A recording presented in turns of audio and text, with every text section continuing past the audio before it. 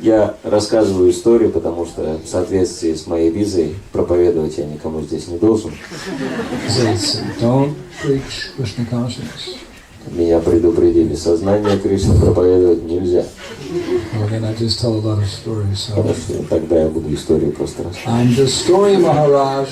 Я Махарадж истории. Stories in Krishna consciousness means pastimes. Истории в сознании Кришны — это тоже игры. Stories in the material world may or may not be true, but Krishna's pastimes are absolute truth. Истории в материальном мире могут быть настоящими или нет, но в сознании Кришны все игры истины Кришны. Aside from the philosophy, the pastimes have the effect of very quickly awakening Krishna prema within our hearts.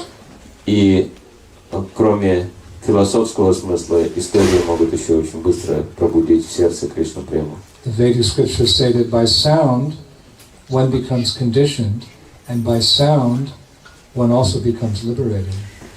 В ведических произведениях говорится, что благодаря звуку человек обуславливается, и благодаря звуку он освобождается. It's all about sound, Krishna consciousness. В сознании Кришны все строится на звуке. That's why the first of the 9 processes is Shravanam, hearing. Поэтому первый из 9 процессов — это Шраванам, слушание. Shravanam, Kirtanam, Vishnu Shravanam. If we hear and chant about Krishna, Vishnu or Krishna, then we have remembrance of Krishna Smarana. Если мы будем слушать и воспевать о том, что связано с Кришной, у нас будет смарана, памятование о Кришне. And our goal, all the rules, all the regulations, all the service, all the sangha, everything is to culminate in one injunction. Always remember Krishna and never forget Krishna. И все наши правила и предписания кульминируют в одном наставлении. Всегда помните о Кришне и никогда его не забывать. Just like the residents of Vrindavan, they're thinking of Krishna 24 hours a day. Жители Вриндавана думают о Кришне 24 часа в сутки. We're sadhakas, we're devotional service and practice. Sometimes we think of Krishna, most of the time we don't. Мы, конечно, садхаки, мы практикуем преданное слушание, поэтому иногда мы думаем о Кришне, иногда нет. But the goal is to follow in the footsteps of the Brajabasis and always remember Krishna and never forget him. Но наша цель — это следовать по стопам Браджабаси, всегда помнить о Кришне и никогда не забывать его. How can you always remember someone and never forget them? Как можно помнить о личности и не забывать ее никогда? How do you always remember someone and never forget them? Как можно всегда помнить о ком-то и никогда не забывать? There's 2 ways. Есть 2 способа. If you hate the person, Если вы ненавидите or личность, if you love the person. или если вы любите ту же личность. Rupa Goswami gives the example of Kamsa. He was always remembering Krishna, but not favorably. He hated Krishna. Рупа Госвами приводит пример Камсы, который всегда думал о Кришне, но он не любил Кришну, напротив, он ненавидел его. He knew eventually Krishna would kill him, so he was always thinking of Krishna, even in his sleep. Он знал, что в конечном итоге Кришна убьет его, поэтому он всегда думал о Кришне в страхе, даже во сне. But Rupa Goswami uses the verse, Anya bilasita sunyam, jnana karma anavitam, anukalena krishnanu, shilanam bhaktir uttama. That Krishna consciousness means to perform devotional service without any selfish desires, and render the service favorably as Krishna desires. И Рупа Госвами говорит, что сознание Кришны, служение должно совершаться в соответствии с желаниями Кришны благоприятным образом. So as Kamsa is the worst example. Камса — это самый худший пример. The best example is the gopis. А самый лучший пример — это гопи. The gopis have, their love is selfless. Любовь гопи совершенно бескорыстна. They perform devotional service only for Krishna's pleasure. Они совершали преданное служение только для удовлетворения Кришны. And they're always remembering him and never forgetting him out of love. Они всегда помнили о нем и никогда не забывали его из-за любви к нему. So we also, if we want to always remember him and never forget him, we have to awaken our love for Krishna. И если мы хотим всегда помнить о Кришне и никогда не забывать его, нам надо пробудить нашу любовь к Кришне. Just like if the children develop some affection for me, Если эти дети разовьют ко мне привязанность, but thinking that was a nice Maharaj who came by. He played with us. He told us stories about Krishna and the blue fox. Они будут думать, что это был хороший Махарадж. Он приехал, он с нами играл, рассказал нам истории про Кришну, про голубую лисицу. No, he gave us prasadam first. He gave us the cookies first.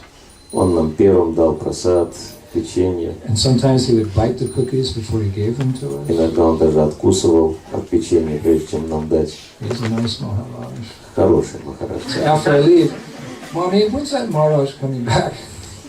И когда Махарадж уедет, они спросят: мама, а когда Махарадж вернется? And 2 weeks later, Mommy, when's that Maharaj coming back? Через 2 недели спросят: а когда этот Махарадж вернется? Then 1 month later, Mommy, when's the Maharaj coming? Через месяц спросят: когда Махарадж вернется? He's coming back in September. В сентябре. Oh, good. Очень хорошо. So even in separation, there's remembrance because of attachment. И они даже в разлуке будут помнить из-за привязанности. So we have to become attached to Krishna. The best way is to hear about Krishna. И нам надо развить привязанность к Кришне. Самый лучший способ — это слушать о Кришне. Namachintamani Krishnas Chaitanya Rasa Vigraha, because there's no difference between the name, the fame, the form, and the paraphernalia of Krishna. It's all absolute. The more you associate with him, the more your love for him becomes manifest. И говорится, что нет разницы между именем, формой, качествами игры и Кришны. Поэтому, если мы слушаем о Кришне и общаемся с ним таким образом, мы развиваем любовь к нему. Generally, that love is very rare. Обычно такая любовь очень редка. Practically speaking, it was not even available even in previous ages. Практически она недоступна была даже в предыдущие века. There was some love of God, of course, but it was mainly Aishwarya. It was mainly in the mood of awe and reverence. But Lord Chaitanya, he introduced a very special love, the lawless love of the gopis. Конечно, была определенная любовь к Богу, но в основном это была любовь в духе почтения и преклонения. Но Господь Чайтанья познакомил всех с чистой любовью гопи. He gave the highest love to the most unqualified. Он дал самую высшую любовь самым неквалифицированным. In previous ages, even the most qualified hardly had a chance for this type of love. And in this age, the most unqualified, they get the highest love. В предыдущие века самые квалифицированные не получали такой любви, а в этот век ее получают самые неквалифицированные. When Rupa Goswami heard about this, he was amazed. Когда Рупа Госвами услышал об этом, он был поражен. In previous ages, the most qualified people could barely have a glimmer of what is pure devotional service. В предыдущие века даже самые квалифицированные личности с трудом могли узнать о том, что такое чистое преданное служение. But in Kali Yuga, the most fallen, by the mercy of Lord Chaitanya, can ascend to the highest understanding of love of God. This is something amazing. Но в Кали-югу даже самые падшие могут развить высшее понимание любви к Богу. Это совершенно удивительно. Therefore it's said that the demigods are lining up on the heavenly planets, waiting to take birth somewhere on the earth planet in Kali Yuga.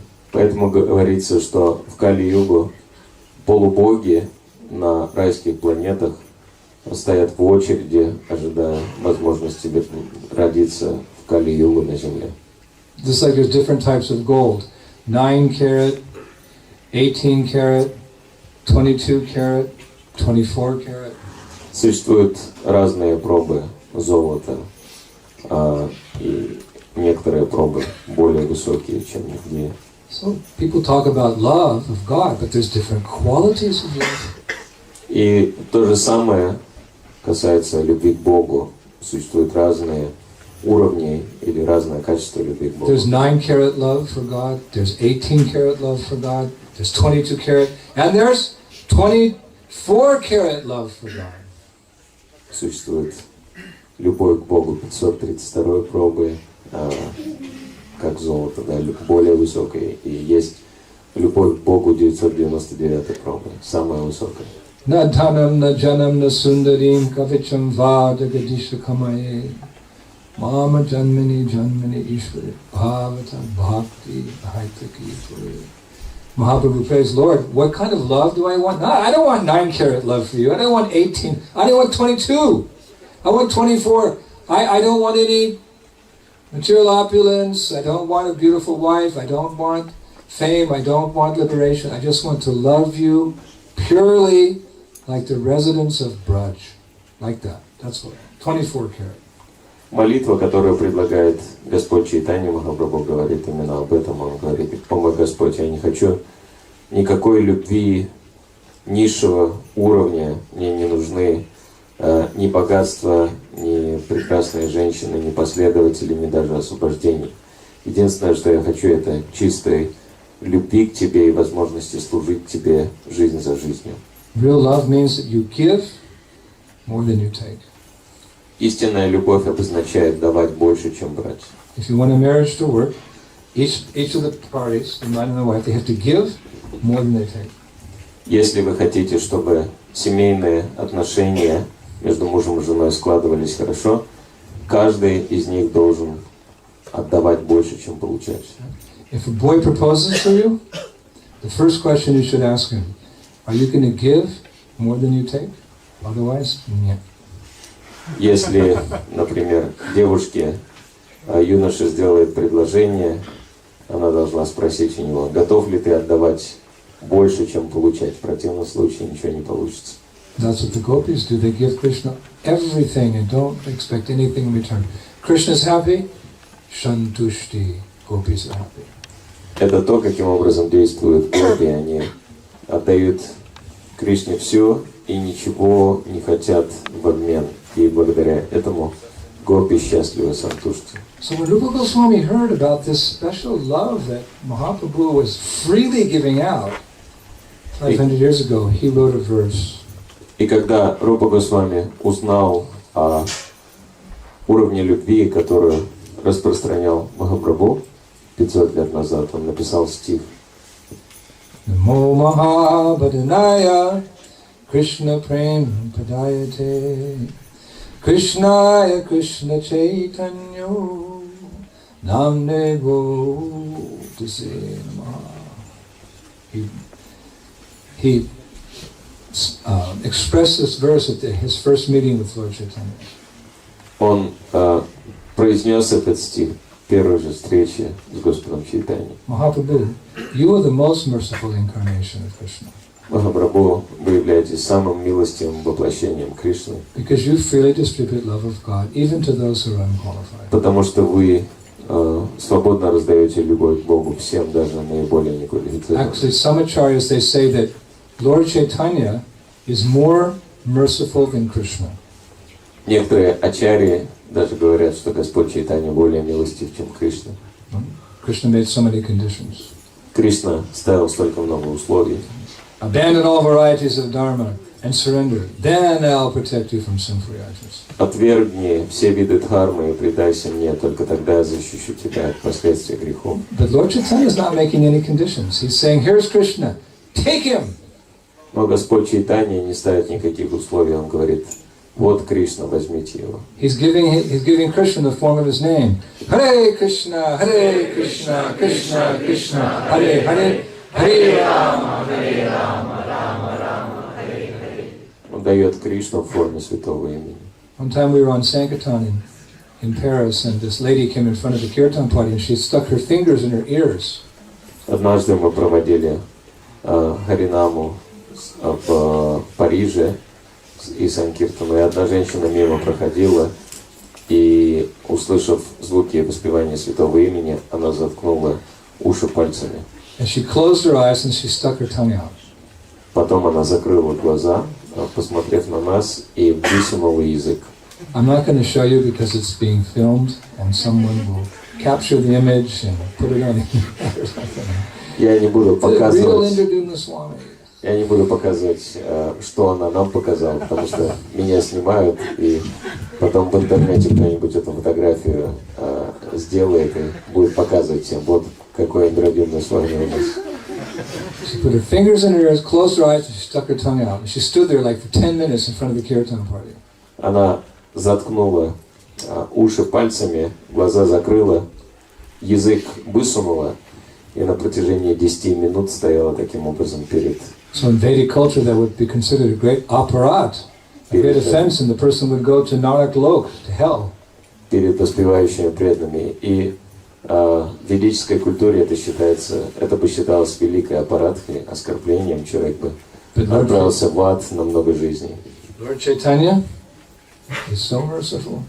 Но Господь Чайтанья очень милостив. We got back to the temple. Prabhupada called us in his room and he asked me how the Harinam was that day. Мы вернулись в храм, Прабхупада позвал нас в комнату и спросил, как прошла харинама. So it was very nice, but Prabhupada, there was this one lady, you know, she put her fingers in her ears and closed her eyes and she stuck her tongue out. Stood in front of the kirtan party for 15 minutes. И мы сказали, все было хорошо, шло Прабхупада, но одна женщина пальцами заткнула уши, глаза закрыла и вытащила язык и стояла вот так перед группой санкиртами минут 10-15. So Prabhupada said, so what did you do? И Прабхупада сказал, что вы сделали? I said, what did I do? I didn't do anything. Я сказал, ну, в принципе, я ничего не делал. Prabhupada said, no, you should have gone up to her, pulled her fingers out of her ears, and chanted the mantra very loudly in her ears. Hare Krishna, Krishna Krishna, Hare Hare, Hare Rama, Hare Rama. Прабхупада сказал, ну, надо было подойти к ней, вытащить у нее пальцы из ушей и громко на ухо прокричать мантру. Because just to hear the mantra, one makes spiritual advancement. Потому что, слушая мантру, любой человек духовно продвигается. Even if you don't want to, if you hear it, you still make advancement. Даже если мы не хотим, слушая мантру, мы продвигаемся. Prabhupada had a dream one time. He said that he dreamt that there was a Harinam party. Прабхупада рассказал об одном сне, в котором ему приснилась группа харинамы. And he said, then the drunkards came.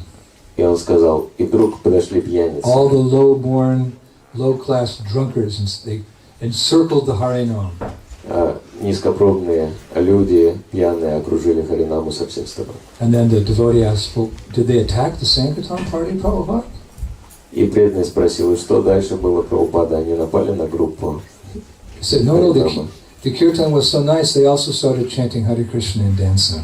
Прабхупада сказал, нет, киртан был настолько прекрасен, что все они также начали петь и танцевать. That's the kind of dreams that Prabhupada had. Это сны Прабхупады. Always remember Krishna, never forget. Even in dream they're remembering, the pure devotees remembering Krishna. This is the state we want to come to. О Кришне никогда не забывайте. Чистый преданный помнит о Кришне даже во сне. Мы хотим на таком уровне находиться. Understanding the potency of the holy name, then Mahaprabhu bringing this, then Rupa Goswami, he composed that beautiful verse.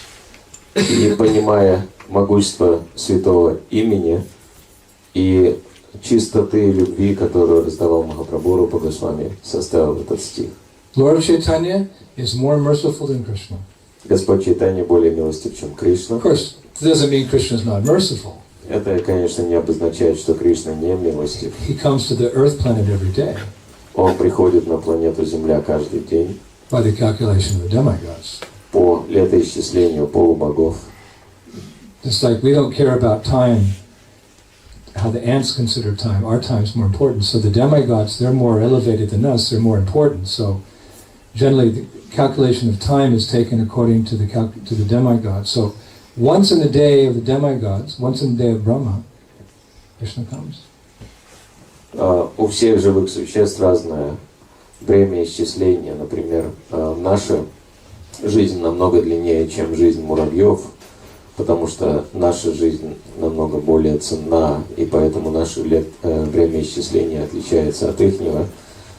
Точно так же жизнь полубогов, поскольку она находится на более высоком уровне, и она еще более продолжительна, у них другое время исчисления, и самый возвышенный полубог, у которого самая долгая жизнь, это Господь Брахма, и один раз в день Брахмы Кришна приходит в этот мир. So what does he do when he comes? Is he idle? Чем же он занимается, когда он сюда приходит? Бездельничает? Pariturnaya saranam vinashaya chadushkatam. He's very busy delivering his devotees, annihilating the miscreants, and speaking Bhagavad Gita again and again and again and again. Он постоянно занят освобождением преданных, наказанием демонов, и он снова и снова рассказывает Бхагавад-гиту. Every day he comes. Он приходит каждый день. If someone comes to your house and knocks on your door every day, that's pretty insistent, isn't it? Если кто-то будет приходить к вам и стучать в дверь вашего дома каждый день, то это будет достаточно настойчиво. You may not open the door the first day or the second day, but after 5 weeks, every day, you're going to open the door. What? What do you want? Если даже вы не откроете дверь в первый, во второй день, но если 5 недель подряд вашу дверь будут стучаться, в конце концов вы ее откроете и начнете кричать, что надо, говорите. And Krishna will be there. He'll say, what do I want? Sarvadharmam parichata, mamekam saranam braja, aham tam salapa. Just surrender to me and come home. И если мы спросим так у Кришны, то он скажет, просто предайся мне и возвращайся домой. So you can't say Krishna's not merciful, but Chaitanya is more merciful. Мы не можем сказать, что Кришна не милостив, но Господь Чайтанья еще более милостив. But Krishna is merciful. Кришна милостив. Once I had a friend who went to South India and he met a Ram Bhakta. Один преданный, мой друг, путешествовал по Южной Индии и встретился с Рама Бхактой. And the Ram Bhakta had never met a Western Hare Krishna. Этот Бхакта никогда не видел западного Кришнаита. So he said to my friend, why are you a Krishna Bhakta? Why aren't you a Ram Bhakta? И он сказал моему другу, почему ты Кришна Бхакта, а не Рама Бхакта? Why are you a Krishna Bhakta? You should be a Ram Bhakta. It's better to be a Ram Bhakta. Лучше быть Рама Бхактой, чем Кришна Бхактой. He says, especially a Western person, you should be a Ram Bhakta. Особенно западные люди должны быть Рама Бхактами. He said, your Krishna, he favors mainly Brahmins and cows, but my Ramchandra, he's respectful to lower creatures. He's merciful to lower creatures like monkeys and bears. Кришна проявляет милость к возвышенным личностям, таким как браманы и коровы, а мой Господь Рамачандра милостив к очень низким личностям, таким как медведи и обезьяны. You Western people are all very low. You shouldn't worship Krishna. He's favorable to Brahmins and cows. Ram, he likes monkeys, bears. You should become a Ram Bhakta. Поскольку вы, западные люди, находитесь на очень низком уровне сознания, лучше, чем поклоняться Кришне, который проявляет милость только возвышенным личностям, надо поклоняться Господу Рамачандре, потому что он милостив к таким падшим личностям, как медведи и обезьяны. Makes more sense to worship Ram. Это намного более логично поклоняться Господу Раме. He accepted those monkeys and bears into his own army. Господь Рама принимал медведей и обезьян как солдат в своей армии. So my friend said, he said, well, yes, he was merciful to monkeys and bears, and he accepted them into his army, but then they had to fight. They had to fight Ravana and Ravana's soldiers.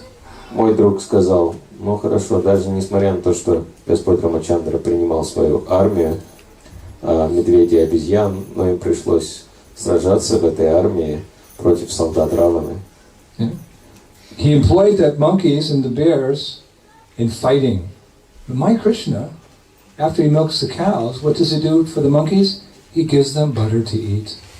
Krishna is more merciful than your Ram. И он заставил обезьян сражаться в своей армии и погибать, а мой Кришна берет масло и кормит обезьян, поэтому он более милостив, чем Господь Рама. Your Ram makes the monkey fight, and my Krishna, he feeds butter to the monkeys in Vrindavan. Who's more merciful, Ram or Krishna? Come on. Кто же более милостив? Рама, который заставляет обезьян погибать в бою, или Кришна, который их маслом кормит. Now, Vishwanath Chakravarti Thakur has said that Krishna did this to repay the monkeys for all the hard work they did when he employed them as warriors in his incarnation as Rama.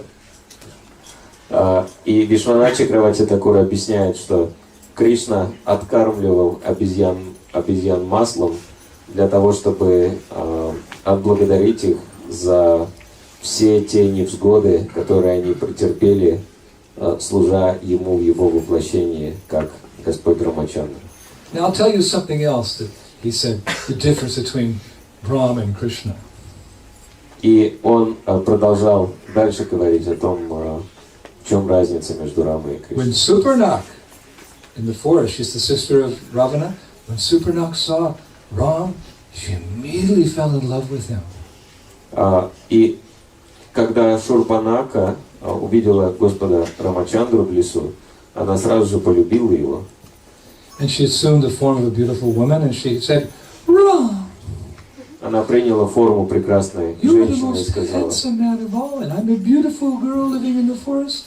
Why don't you marry me? «О, Рама, ты прекрасный юноша, а я прекрасная девушка, живущая в лесу. Почему ты не можешь взять меня в жены? Почему бы тебе не взять меня в жены?» But Ram refused her advances, and when she became a witch again and tried to attack Sita, he cut off her nose.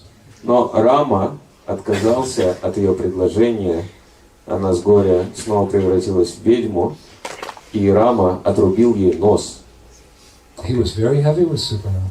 Он достаточно сурово обошелся с And Шурпанакой. Suparnaka, she appeared again in Krishna Lila. И Шурпанака снова пришла в Кришна-лиле. She appeared as Kubja. Она появилась как Кубджа. Now, how did Krishna deal with Kubja? И как Кришна обошелся с Кубджей? He straightened her out. Он ее выпрямил. She was an распрямил. ugly, hunchback, ugly woman. He straightened her, and by the touch of his hand, she became like a beautiful princess, like Cinderella.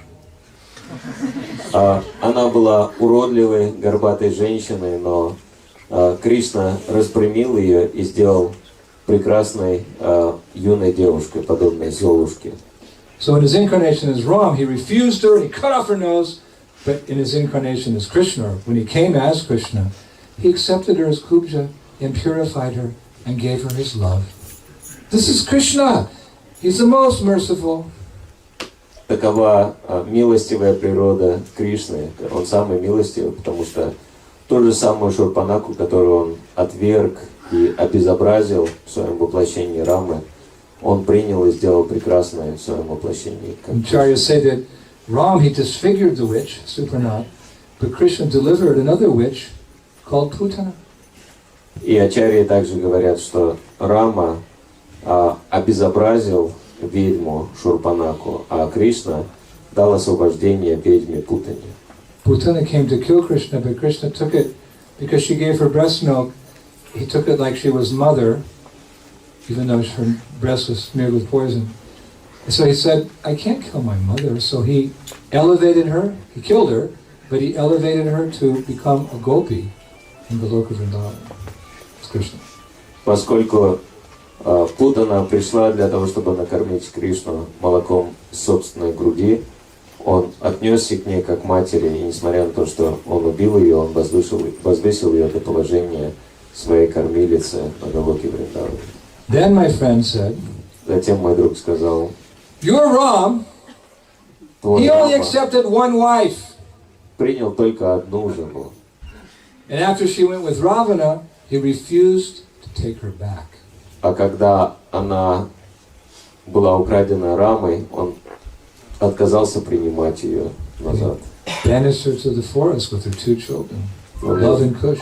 Он ее в лес прогнал с двумя детьми, Лавой и Кушем. But Krishna, А Кришна, he accepted 16,108 girls who had been taken away by Banasura, touched by Banasura. He accepted them back and married them all and gave them a beautiful palace, each one of them. That's Krishna. а Кришна принял 16 108 царевен, которые были похищены и осквернены прикосновением Банасуры, сделал их своими царицами и подарил каждой прекрасной царице. So by this time the Ram Bhakta was defeated, and he kind of felt like that, and he went away, but he didn't stop being a Ram Bhakta because his Shraddha, his faith was very strong. И, конечно, этот Рамбхакта был полностью побежден этими аргументами и ушел, но тем не менее остался Рамбхактой, потому что у него была сильная вера в Господа Раму. So who's more merciful, Ram or Krishna? Кто же более милостив, Рама или Кришна? Krishna. Кришна. We also love Ram. Мы тоже любим Раму. Hari Rama, Rama, Rama. So, but Lord Chaitanya is more merciful than Krishna. Но Господь Чайтанья еще милостивее, чем Кришна. Because Lord Chaitanya is not partial. He just throws the mercy out everywhere. Who can ever take it, great.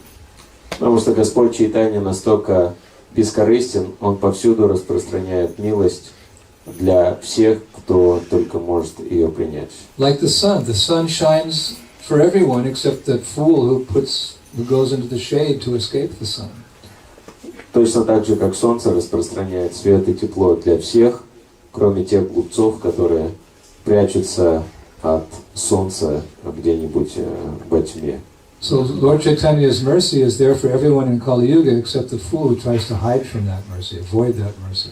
Поэтому милость Господа Чайтаньи в Кали-югу распространяется для всех, кроме тех глупцов, которые избегают ее и прячутся от нее. Lord Chaitanya is not partial, but Krishna is a little partial. Who gets the mercy? Господь Чайтанья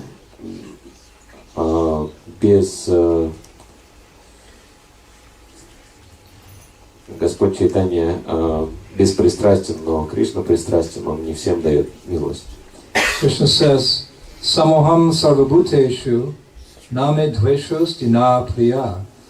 He says, I envy no one, nor am I partial to anyone, but I'm equal to all, but whoever renders service unto me, he is a friend, he's in me, and I'm a friend to him. So Krishna is inclined to those who love him. Кришна, конечно, говорит в Бхагавад-гите, что Он равно относится ко всем, и нет у Него особых любимчиков, и нет у Него врагов, но тем не менее Он говорит, что если кто-то мне служит, он получает особую милость. То есть Кришна склонен давать свою милость тем, кто служит Ему. Кришна имеет некоторое пристрастие, Он дает особую милость тем, кто служит Ему и тем, кто любит Его. If there's a fire in the house, you'll save your family first before anybody else. So Krishna's like that. He'll save his devotees first, and the demons, yeah, okay, maybe, I don't know. Putana,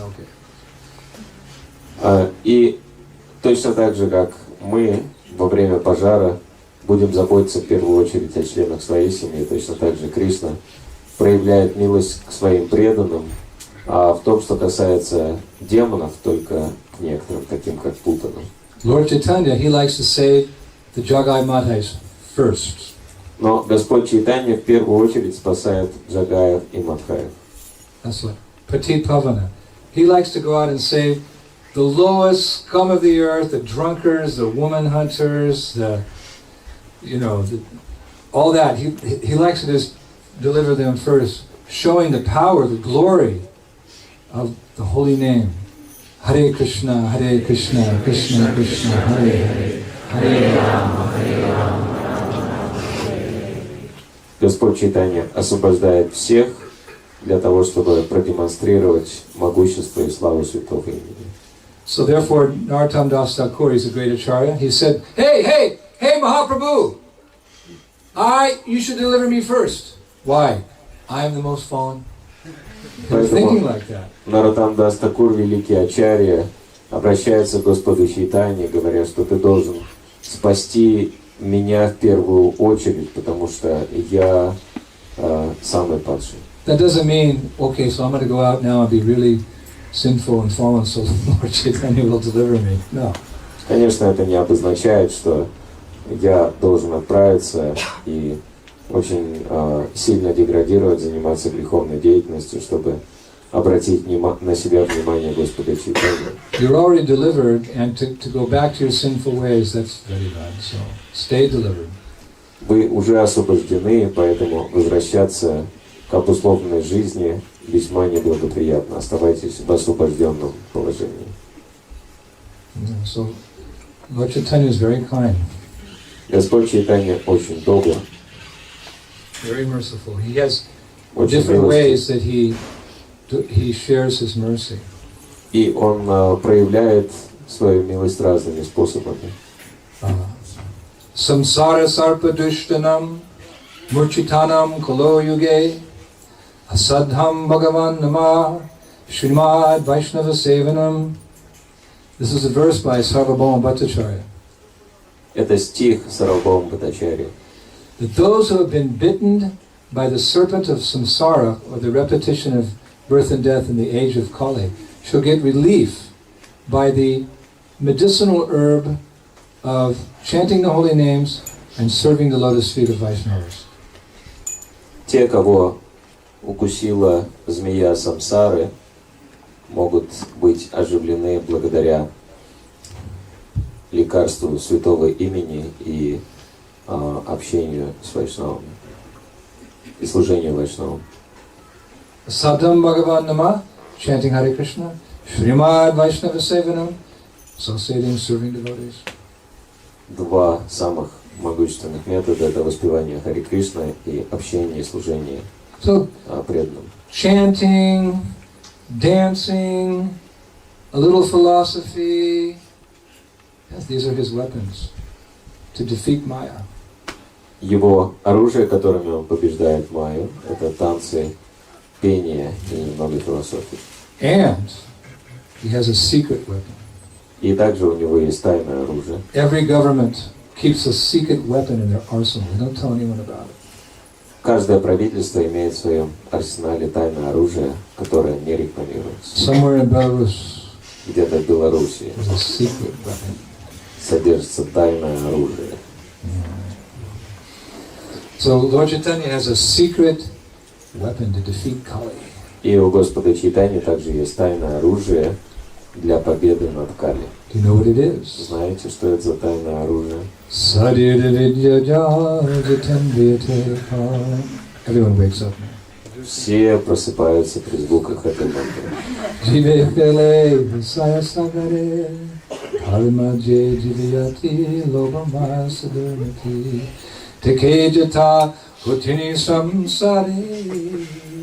Krishna Bora Bora Mori Kori Bora Jiva Swaprasada Delo Bhai Stand the power of Krishna Guru Prasad. Because many people will not agree to buy a book or read the philosophy. Многие люди не склонны покупать книги, изучать философию. Or take the trouble to come to the temple. Или же приходить в храмы. But if you give them some prasad, they will eat some prasad. Но если им дать прасад, они не откажутся. Even the most fallen can be elevated by just nibbling a little prasad. Даже самые падшие могут возвыситься, пожевав чуть-чуть There are прасад. so many histories to verify this. Существует много историй, которые подтверждают этот факт. One time we were on traveling Sankirtan in France. Однажды мы путешествовали с группой Санкиртана по There Франции. was about 9 brahmacharis. А нас было около 9 брахмачарьев. We traveled in a Sankirtan van. Мы путешествовали в микроавтобусе. And we do books all day in the villages, and we come back at night, have a little program, some milk and cookies, and then we go to sleep. Днем мы распространяли книги по деревням. Вечером мы собирались, проводили небольшую программу и пили молоко с печеньем, ложились спать. And we would sleep in the van every night. Мы спали в микроавтобусе. I was telling Prabhu how we would, in the morning, would shower outside. И мы упоминали о том, как утром мы принимали омовение. But, you know, sometimes it was really cold, like when it got Прямо на to be улице. Но November, иногда December. было очень холодно в ноябре, в декабре. So we'd always try to find some place where we could take shelter. И мы старались найти какое-то место, где можно было восстановиться. Sometimes we'd find a house under construction and we wait till it got dark and then we'd sneak inside. Иногда мы останавливались в каком-то недостроенном доме, дожидались вечера и sometimes we'd find somebody who was friendly on the street and we'd ask if we could stay at their house. Иногда какие-то люди, дружелюбно настроенные к нам, могли взять нас в свой дом на ночь. And then we discovered something really nice. In the eastern part of France, there's a lot of monasteries, like Trappist monks. They're like a Catholic monastery. And they're very reclusive, and they don't associate with society. They just live a simple life and pray to Jesus. И вдруг мы обнаружили, что на восточной части Франции очень много монастырей, которые принадлежали одной католической группе траппесов, и они жили очень такой уединенной жизнью и практически все время посвящали молитвам Иисусу. Very austere monks. Очень аскетичные монахи. They wear long brown robes with a big hood. Они носили коричневые рясы с капюшоном. And they sleep very little, they eat very little. What was The Sudarshan chakra. A cross. У них на шее висел большой деревянный крест, и они жили очень аскетично, они очень мало ели и пили. And they work all day making, like honey and herbal things, and sometimes they make wine. This is how they keep the monastery going. И они поддерживали монастырь благодаря работе, разведению пчел, сбору меда, различные травы собирали, иногда делали вино, так они поддерживали монастырь. So one late November, it's getting really cold, so we decided, because we'd done it in the past, we tried to find a Trappist monk monastery in the mountains, because they have them very high in the mountains. И когда в ноябре стало очень холодно, мы старались находить какие-нибудь из их монастырей. Обычно они жили высоко в горах, подальше от людей. So we asked the people down in the valley, are there any monasteries in this area? Мы спрашивали у жителей деревень, есть ли в вашей области монастыри. Oh yes, way high in the mountain there's a Trappist monk. И они показали нам, что высоко в горах живут монахи. So we drove this winding road up the mountain. Took us a couple of hours. По серпантинной дороге вверх горы. And by the time we got to the monastery, it was dark. И через 2 часа уже затемно мы доехали до And монастыря. the wind was blowing. Там был сильный ветер. Cold, it was freezing cold. Было очень холодно. And all the lights were out in the monastery. И в монастыре уже не горел свет. So I said to one brahmachari, go knock on the door and ask one of the monks if we can spend the night. Я сказал одному из брахмачарьев, постучи в дверь, спроси монахов, можем ли мы переночевать. So I looked outside, there's a wind and it's freezing cold, there's this dark, huge, like monastery, and he said, I'm not going out there. Брахмачарий посмотрел из окна, там дул, мела метель, было холодно, темно, в монастыре света не было. Он говорит, что-то я не хочу выходить. You're the Sankirtan leader, you should go. Ты же лидер Санкиртана, сам иди. I said, okay. Я сказал, ну So I хорошо. got out and I went and Я вышел, постучал huge door, like в huge. гигантскую дверь. You could hear the echo in the building. Стук эхом разносился по зданию. Nothing. Никто не отвечал. Finally, I see this little glimmer. They had this little hole there with some bars, and I saw this little light glimmer coming from way down the hall, and there was a monk coming carrying a candle. И в конечном итоге я увидел в проеме двери свет, приближался монах со свечой в руках. So he looks at the little thing. Who's there? Who's there? What do you want? Он выглянул в проем двери и спросил, кто I там said, I'm a пришел. monk. I'm a monk. I just came back from India. Я сказал, я монах, я только что с Индии вернулся. Me and my friends. И у меня несколько друзей. And we're traveling through France, and it's really cold. We have no place to stay. Путешествуем по Франции, холодно, нам остановиться негде. He opens the door. Он открыл дверь. And he was like in his brown robe, and you couldn't see his face because he had this hood, like. Он был в коричневой рясе, у него был очень низкий капюшон, не было видно даже лица. And he looked at me and he said, Он посмотрел на меня и сказал, "You don't look like a monk." ты даже не похож на монаха. I said, "No, this is how monks in India dress. You wear very dark, you wear very bright colors." Я сказал, ну это так монахи в Индии одеваются, здесь темные одежды носят, а там светлые. He said, "What do you want?" Он сказал, что вы хотите? I said, we just want a little shelter from the cold, like Jesus, just to travel and people would give him shelter. I mean, it's a principle in your tradition to give shelter. Just one night, let us stay someplace. И я сказал, нам надо где-то переночевать. Иисус ведь тоже ходил, проповедовал, и его пускали переночевать, поэтому это же ваш принцип, вы должны давать прибежище. The wind. Дул ветер. I said, he said, how many are you? I said, we're just a Он few. сказал, сколько вас? Немного, всего лишь 9. 9? 9. He said, all right. Он сказал, You хорошо, have to go in the basement. будете спать в подвале. And no noise. Никаких звуков. And don't you dare speak to any of the other monks. И не смейте говорить ни с кем из монахов. He said, there's something very strange about you. Вы какие-то странные все. Don't you talk to the other monks. Не говорите ни с кем из монахов.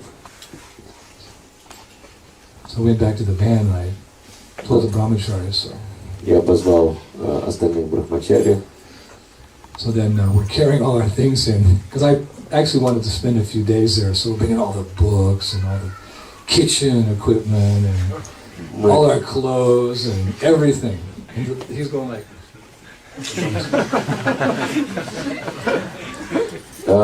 У меня был план провести там, на самом деле, несколько дней, поэтому мы все из микроавтобуса занесли в монастырь и одежду, и книги, и все продукты, и кухонное оборудование. Этот монах был поражен, что такое, переезжают в монастырь. So he saw the kitchen, he said, no cooking. Он увидел походную кухню и сказал, готовить нельзя. You can come to breakfast with us at 9 o'clock. Можете позавтракать с нами в 9 утра. No cooking. Готовить нельзя. I said, okay. Я сказал, хорошо. I knew they were vegetarians. Но я знал, что они вегетарианцы. Who went to sleep that night. Мы легли спать той ночью. And one boy was snoring. Shh, don't snore, we're not supposed to make any noise. Один парень захрапел, я его разбудил, сказал, молчи, звуки нельзя производить, если такие. Achoo! So we got up, fairly early, and there was no lights. We had like candles, Утром встали, там света не было, только свечами они пользовались. And around 9 o'clock, boom, И в 9 часов they heard the bell. Boom, ding, колокол начал звонить. ding. I figured it must be breakfast. Я понял, что завтрак. So we all came upstairs. Мы поднялись наверх. And we saw this room. There's this long wooden table and about 30 chairs, and all the monks were sitting there.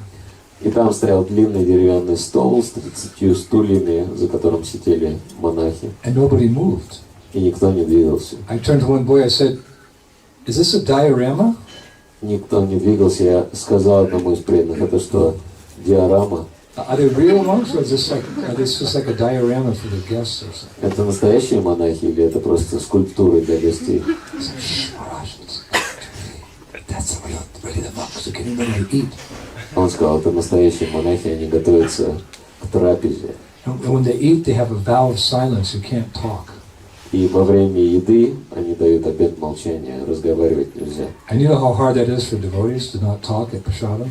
И вы знаете, как тяжело для преданных не говорить во время просада.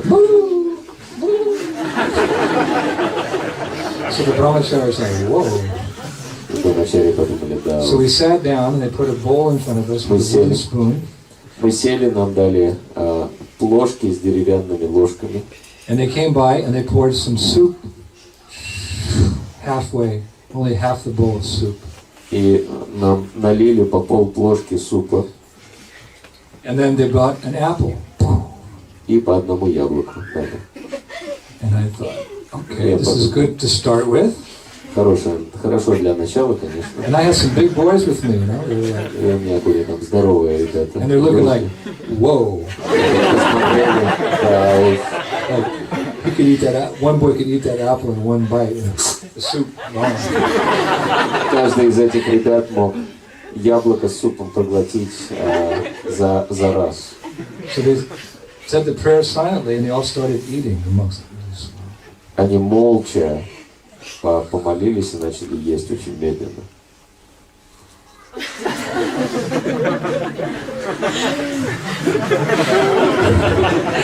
And our brahmacharis are like,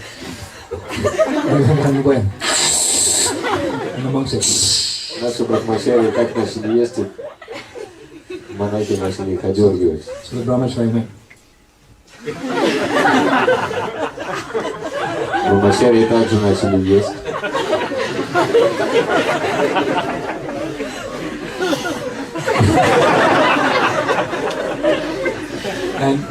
and you had to take 45 minutes. You had to eat very slow. It was actually a nice meditation in one sense, meditating on the grace of God. So for 45 minutes you had to take really slow the soup, and it was just agonizing for the brahmacharis. И правило было такое, что надо было 45 минут есть вот эту половину плошки супа с яблоком. Конечно, в определенном смысле это хорошо так глубоко медитировать на милость Господа. Но брахмачари уже находились в агонии просто от такой процедуры. So everyone got up at the same time, and then they went to their cells to pray. Затем все одновременно встали и разошлись по кельям молиться. Which is very nice. Что было очень здорово. And we're walking back down the basement, and the head monkey comes. He says, "So?" I said, "Father, what time's lunch?" И когда мы спустились в подвал, к нам зашел старший монах и сказал: "Ну как у вас здесь дела?" Я сказал: "Святой отец, а обед во сколько?" He said, "No lunch." Он сказал: "Обеда здесь нет." No lunch. Обеда нет? So what time's dinner? А ужин? Dinner is at 10 o'clock at night. Ужин в 10 ночи. So that's almost like John Mastami or something. И я спросил, я сказал, похоже на Джан Мастами у вас I said, здесь. okay, so like, what's going to be for dinner? И что же будет на ужин? He said, soup and apple. Суп с яблоком.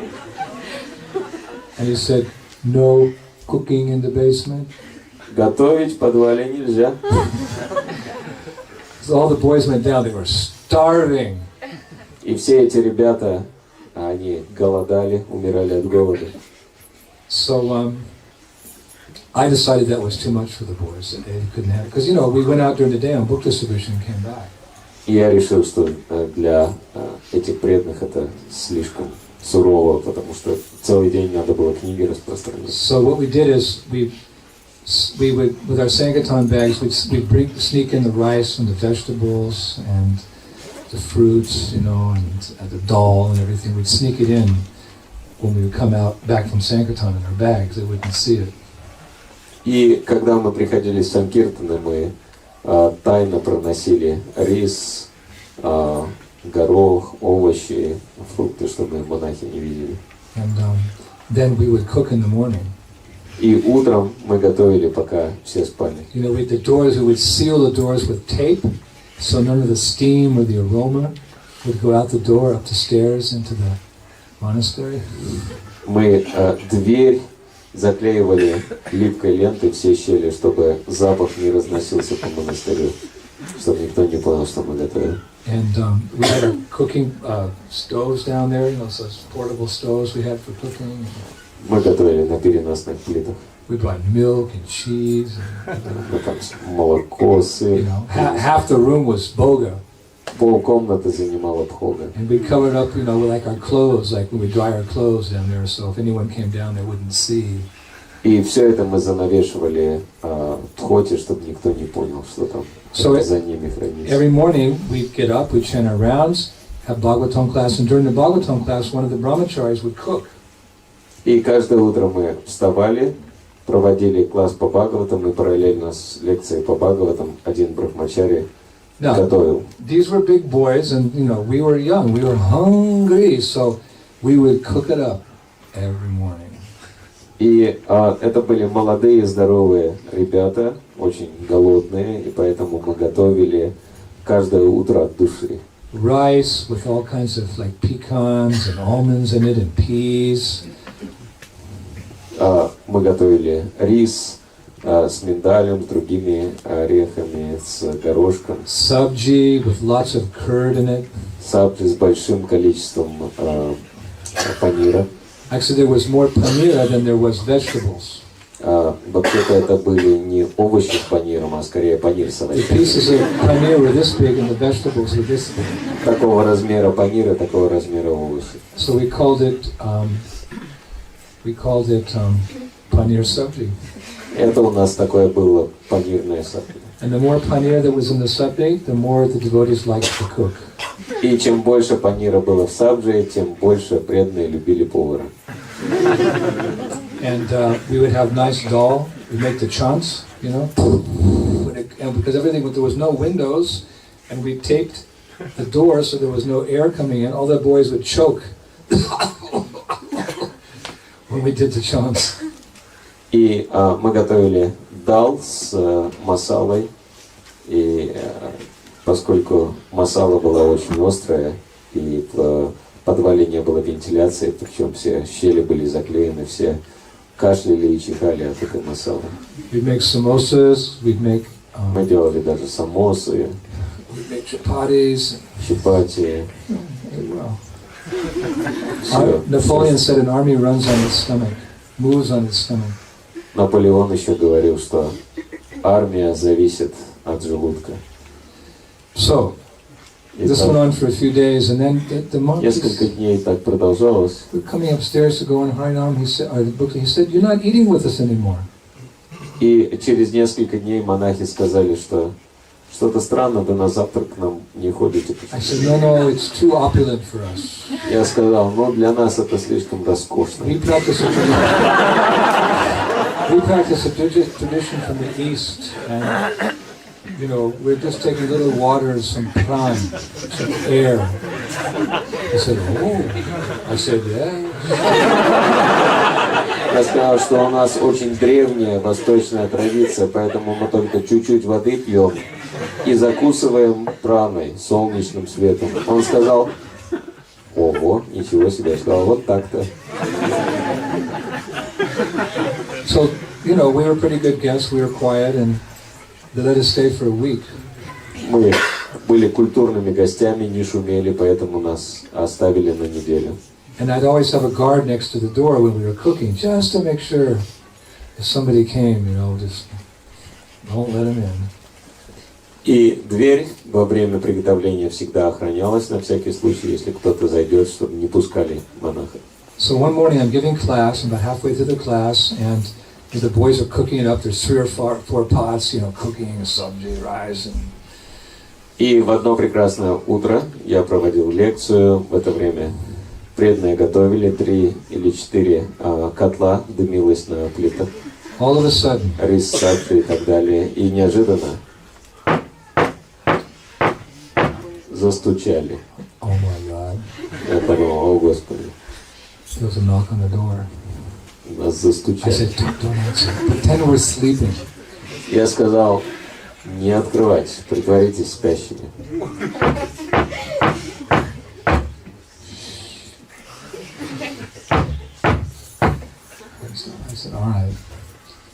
guess it's all over.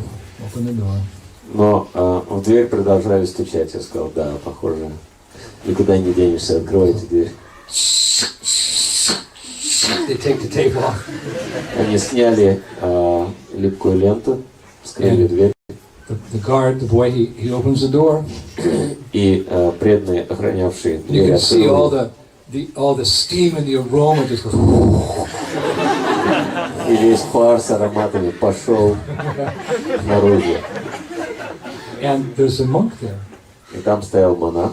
It wasn't the monk. It wasn't the old monk who was in charge. It was another monk. Это не был старый монах, который отвечал за монастырь. Это был другой монах. He was there in his impeccably clean, perfect brown robes. Он был одет в абсолютно чистую He коричневую was рясу. old.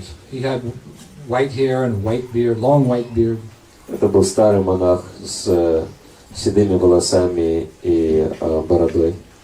And he said, he said, bonjour. Он сказал, French. бонжур, Bonjour. Comment ça va? как дела? Okay, he speaks French. He said, can I come in? Можно зайти? Because the boys were all standing, hiding the pots. They were standing like this. И все ребята вот так стояли, заслонив своими спинами котлы. He said, can I come in? I said, И can он you come back спросил, можно tomorrow? зайти? Я сказал, завтра не могли бы вы зайти? He said, no. He said, I'm really fascinated by you people. Он сказал, нет, я вот очень очарован вами. I've been studying you the last few days. Я наблюдал за вами несколько дней. He said, you have a peacefulness and a joy about you that I just can't put my finger on. Он сказал, что вы так спокойны и счастливы, что я не могу понять причину. He said that I know you're monks, but you're like happy monks. Вы, конечно, монахи, но вы почему-то счастливые монахи. I just want to come in and just associate a little bit. Я хочу зайти, пообщаться с вами So немного. anyway, there's no way I could turn him away. И невозможно было его остановить. He said, come on in, we're having class, you can sit. И я сказал, ну хорошо, заходите, мы тут лекцию So he проводим. came in and sat down. Он зашел, сел на лекцию. And I said, okay, Father, I'm not, we shouldn't tell a lie in front of a holy man, We're cooking over here. Я сказал, ну, извините, Святой Отец, мы не хотим вас обманывать, мы готовим здесь. He said, oh, you're not supposed to cook here. Он сказал, ага, но готовить-то здесь нельзя. I said, Father, these are young boys, they're big and strong, and they're working hard, and they're hungry. Я сказал, ну, Святой Отец, ну, посмотрите, молодые ребята, они же тяжело трудятся, им надо же, их накормить же их надо чем-то. So he said, oh, okay. Он сказал, ну, ладно, ладно. So he said, you're giving a talk? And I said, yes. He said, so I want to hear. Он сказал, а что сейчас вы проповедуете? Я сказал, да, я хочу послушать. So I I continued with the class, and of course I adjusted a little bit for him. И немного я, конечно, для него предназначил. I spoke about religion and Я говорил о религии, о philosophy, философии, God, о Боге, and soul. He was like, he was listening. о душе, он слушал с пониманием. When we finished, he said, can you speak some more? И когда я закончил, он сказал, а еще можно? I said, Father, we have a lot of things to do. He said, oh, I'm sorry. He said, we just talk all day, he said. Я сказал, простите, Святой Отец, но нам уже надо за работу приниматься. Он сказал, ну, обычно мы целый день беседуем на эти темы. So I said, Father, will you stay for breakfast? И я спросил, Святой Отец, а вы с нами позавтракаете? He went, no. Он сказал, нет. I said, no, Father, this food is blessed. It's offered to God. Но эта пища благословена, она предложена Богу. He looked real suspicious. No. Он так подозрительно посмотрел. Father, Нет, it's нет. blessed. Он сказал, Святой Отец, но это He said- благословленная пища. He said, I have not eaten anything but soup and apples for 45 years. Он сказал, я кроме супа с яблоками 45 лет ничем не питаюсь. I'm not going to stop now. И я не прерву свой пост. Хорошо. So then he left and he said, as I walked out, he said, can I come back for class tomorrow? И когда он уходил, он спросил, а можно на лекцию завтра прийти тоже? I said, yes, Father, but please don't tell anyone we're cooking down here. Я сказал, хорошо, Святой Отец, только, пожалуйста, никому не говорите, что мы здесь готовим. So he said to me, what is your name? I said, Indradyumna. He said, my name is Father Pierre. Он спросил, как тебя зовут? Я сказал, Индрадьюмна. Он представился, он тоже представился, как отец Пьер. Have a nice day in prayer. Хорошо, успешного вам дня молитв, отец Пьер. Он ушел. Мы приняли просад, вышли на распространение книг, вернулись. На следующее утро встали. Om Namo Bhagavate Vasudevaya. We're having class, and then как только началась лекция, стук в дверь послышался. I said, boy, I really hope that's Father Pierre, nobody else. И я сказал, надеюсь, что там только отец Пьер и больше никто. They take the tape off the door. Сняли ленту. Oh, it's Father Pierre. Там был отец Пьер. So Father Pierre came, you know, perfectly nice, beautiful beard and white hair and dressed so nicely. Он был одет очень чистую рясу, очень так аккуратно. So I gave class and I asked if there any questions. И после лекции я спросил, есть ли вопросы. So he said, you've been describing God as a person. И он сказал, что ты описываешь Бога как личность. That's very much in tune with our philosophy in Christianity. Это соответствует нашей христианской философии. I said, Father, there's actually no difference between our tradition and yours. We just wear different clothes, we use a different language, and maybe there's a little more knowledge in our tradition. И я сказал, что отец, у нас нет никакой разницы между нашими традициями, может быть, немножко другой язык, немного другая одежда, и может быть чуть-чуть больше знаний, чем христиан. He said, like what knowledge? Он спросил, а что за знания? I said, Father, you speak of God, but God's like a title, it's like president. Who is the person who is the president? In other words, who is the person who is God? Я сказал, что вы говорите о Боге, называя его Бог, но Бог это должность, но у Бога есть личное имя, потому что он личность. I said, it's important to know the person, otherwise how are you going to love them? Очень важно знать Бога как личность, потому что в противном случае как мы можем полюбить его? Can you love a person you don't know? Можно ли полюбить кого-то, не зная So he said, no. лично? So he said, can you explain to me the personality of God? Он сказал, нет, может быть, ты расскажешь мне о личности Бога? He said, no, I can't. He said, я спросил, можете ли вы рассказать о личности He Бога? said, Он сказал, can you? я не знаю о нем. А ты можешь? I said, yes. Я сказал, да. Chintamani prakara sadamasu kapraviksha Laksha viteshu shudibirabi pailayantam Lakshmi sahasra satasambramya sevimanam Govindamari purusham tamaham bhajami. And I went through all the words describing the Loka, the Vrindavan, and Govinda and Krishna. He was like, wow, ça c'est très bon. Ouh la la. Я описал Кришну, Галоку, Вриндавану, и он был очень впечатлен. And I described the form of Krishna and Krishna's pastimes and everything. And then he said, so what type of relationship do we have with the gods? And so I went through the four rasas, you know, Shanta and servant and parentalhood and friendship and lover. He was like, wow, he said, this is amazing. И после того, как я начал говорить о лилах Кришны и о его отношениях с преданными, он спросил, а какие существуют типы отношений? Я описал все 5 рас, нейтральную расу слуг, друзей, родителей и супружескую расу, и он сказал, что это поразительно. So like that for a long time. So this Мы happened every беседовали day. так долго, и это продолжалось каждый день. He was coming early.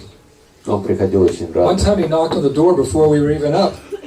Однажды он постучал в дверь еще даже до того, как мы проснулись. I said, oh, who's that? Father Pierre? Oui, oui, c'est Father Pierre. Qu'est-ce que le temps de la classe? What time does the class start? I said, Father Pierre, it's 3 o'clock in the morning. Я спросил, кто там? Это отец Пьер. Он сказал, да, во сколько сегодня класс? Я сказал, какой класс? 3 часа утра. Class is at 7:30. Класс в 7:30. No, I have so many questions for you. У меня очень много вопросов. S'il vous plaît. Пожалуйста. Father Pierre. Начинайте лекцию. Class at 7:30, okay? Я сказал, отец Пьер. Oh, I will wait here for you. I will wait. Лекция в 7:30. Ну хорошо, я подожду. Every day he would come. He had this long list of questions. He said, "Oh, ça, fascination, ça." Он каждый день приходил с длинным списком вопросов. Oh, mon Dieu, my God, he was saying. I've never heard this. He said, I've been studying. He said, I'm 70-something. I've been studying my whole life. Nothing I have heard like this. О мой Господь, я 70 лет изучаю Священное Писание и никогда такого не слышал. So one morning after a particularly, enlightening discussion, I said, okay, will you eat with us now? И в одно прекрасное утро после особо вдохновляющего обсуждения я сказал, ну что, отец Пьер, вкусите вместе с нами? You could smell the prasad, coming. И запах просады так разносился.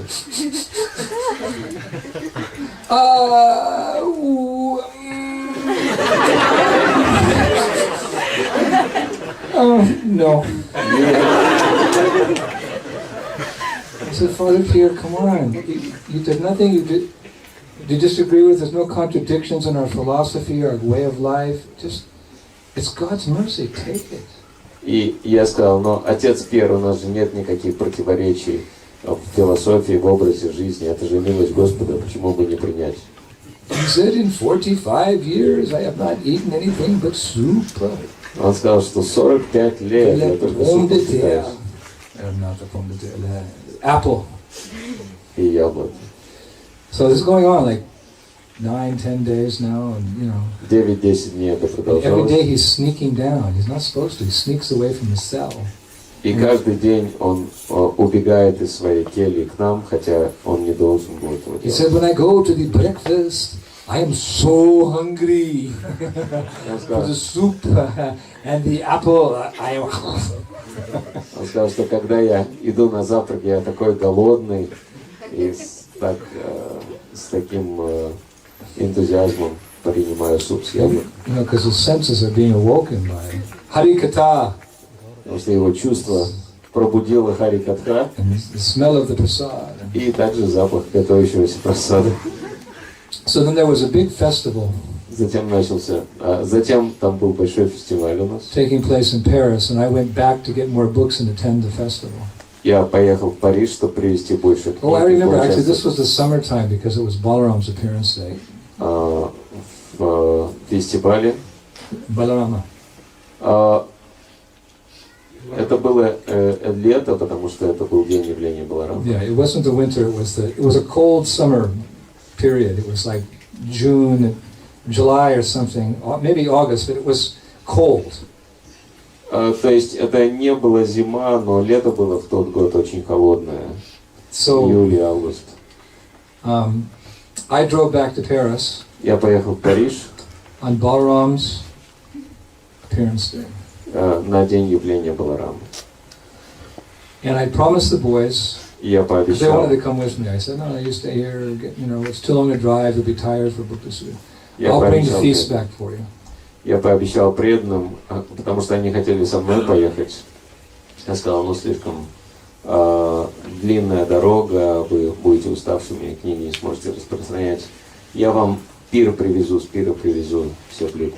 They said, okay, bring lots of Varuni beverage. И они сказали, хорошо, привези побольше варуни. Balaram's appearance day, we put the honey into the yogurt or the water, and we drink the Varuni beverage. Вы ведь знаете, да, как на день явления Баларама мы мед йогуртом разводим и делаем такой напиток. So I went back and I filled up part of the truck with books, and most of the truck I filled up with prasadam. Я вернулся, небольшую часть машины заполнил книгами, а большую часть машины просадом. I mean, nice rice and 3 types of rice, 4 subjis. 3 вида риса, 4 вида сабджи. Tons of pakoras, Тонны kachoris, покоров, качори, samosas, самос, puris. пури. There were all kinds of sweets. There was tort, Все cakes, виды сладости, торт, sandesh, сандеш, burfi, and gulab jamuns. бурфи и гулабджамуны. Вот такие. Big, you know, just Большие. I kept them in the syrup. You know, they were like in a big plastic container floating in the syrup. Они были в сиропе, в большом пластмассовом контейнере. Shrikand, full of saffron. Полный шар, So sweet, sweet rice. 3 types of sweet rice. 3 вида сладкого One with риса. strawberries, one with blueberries, and one with pineapple. Один с клубникой, другой с голубикой, а третий с ананасами. I mean, the whole truck was just prasad. Полная машина просады. And I drove back Я up the поехал назад mountain, в горы. like a 10 or 12-hour drive. I went back, came all the way and drove the mountain, and I got back at 2 o'clock in the morning. Поездка заняла около 10 или 12 часов, и я приехал около 2 утра. And I come downstairs, I open the door, Я спустился вниз, открыл дверь. and all the brahmacharis are awake. Все брахмачари меня ждали, не спали. They're sitting there with the plates on the ground, with their spoons. It's 2 o'clock in the morning. Already showered, big tilak. Они уже сидели готовые, с тарелками, с ложками, с большими тилоками, уже приняли омовение. We chanted our rounds, we had Bhagavatam class, we were ready to eat Balaram's feast. Мы уже все провели, и круги вычитали, и класс закончили. Мы уже готовы принимать пир Баларамы. I said, no, Я сказал, нет. we're going to have a class about the appearance of Lord Balaram. У нас будет лекция, посвященная явлению Господа We're not Баларамы. just going to eat, we're going to have some philosophy here. Прежде чем поесть, мы обсудим Go a little философию. deep into the philosophy and understand and appreciate. Мы немного глубже поймем и оценим Господа. So you should have seen their faces. Надо было видеть выражение их лиц. What are we going to do now? А что сейчас будем делать? I said, go back to sleep. Я сказал, ложитесь спать. So they laid in their sleeping bags like with their eyes wide open. Лежали в спальниках с открытыми глазами. I can hear them talking like sweet rice, spinach subject. They were talking now. И они обсуждали, что там будет у нас. Сладкий рис, гулабджамуны, сабджи, шпинат. So then, you know, I got them up at about 5:30, and then we had our showers, and then Я разбудил их в 5:30. I was going to give a class. Душ приняли, и я So I said, heat the prasad up while I give the class. давал лекцию. Я сказал, разогрейте просад, пока лекция. You know, they'd gone up to the van, and they brought it all down, you know, Они secretly. все принесли с микроавтобуса, все это заполнили. You could see the, you know, the gulabs was floating in the syrup there, and the sweet Можно видеть, как гулабджамуны там плавали в сиропе. samosas are piled high. Сладкий рис, самос, целая гора. The subji's cooking. Сабджи разогревались. You're drooling. У кого-то уже слюна течет.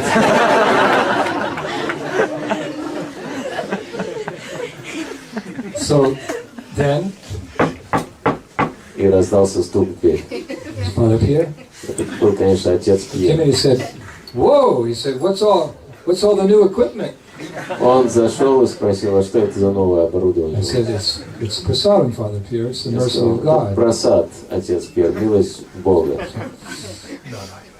Ну, нет. So, when does the discourse begin? Когда начнется? What are we talking about today? А какая сегодня тема?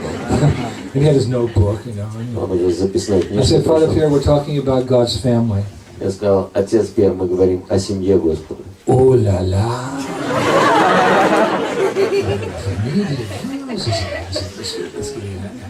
Frère, et un soeur, et maman, et papa. У Бога есть мама и папа? I said, yes, he does. Я сказал, да, конечно. Oh, parfait. He said, perfect. Идеально. How could God be alone? He said, he must be with so many friends and that he has family. I just love this philosophy. Как это замечательно, что у Бога есть целая семья и друзья. Мне очень нравится эта философия. So he sat down. He's always very clean and organized, and he всегда был очень чистый, аккуратный. He said, now you may begin. I am here. Говорит, пожалуйста, можно начинать. Я уже готов. He said, I want you to speak a very long time today. Я хочу, чтобы ты очень долго говорил сегодня. The brahmachari is like, это была реакция брахмачарья. One guy behind me said, один сзади вот так показывал.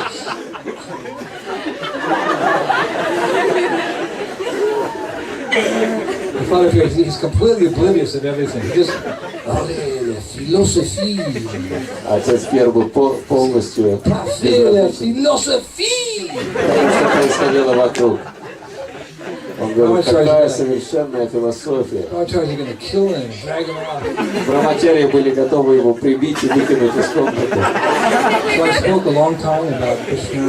Я долго говорил про Кришну, про Вриндаун, про настроение. And then I took an hour and a half. Полтора часа лекция шла. Unconscious on the floor. Брахмачарьи уже сознание от голода теряли, падали на землю. С голода помираем. Умрем сейчас.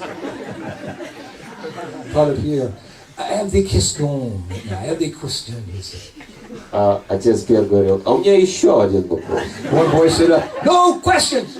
Один парень встал и сказал, никаких вопросов. Пожалуйста. Это же лекция. The brahmachari said, shut up, no questions. И брахмачарья сказал, молчать, никаких вопросов сегодня. It's eat or we die. Если мы не поедим, мы умрем. Один только вопрос. I said, we better not answer any questions.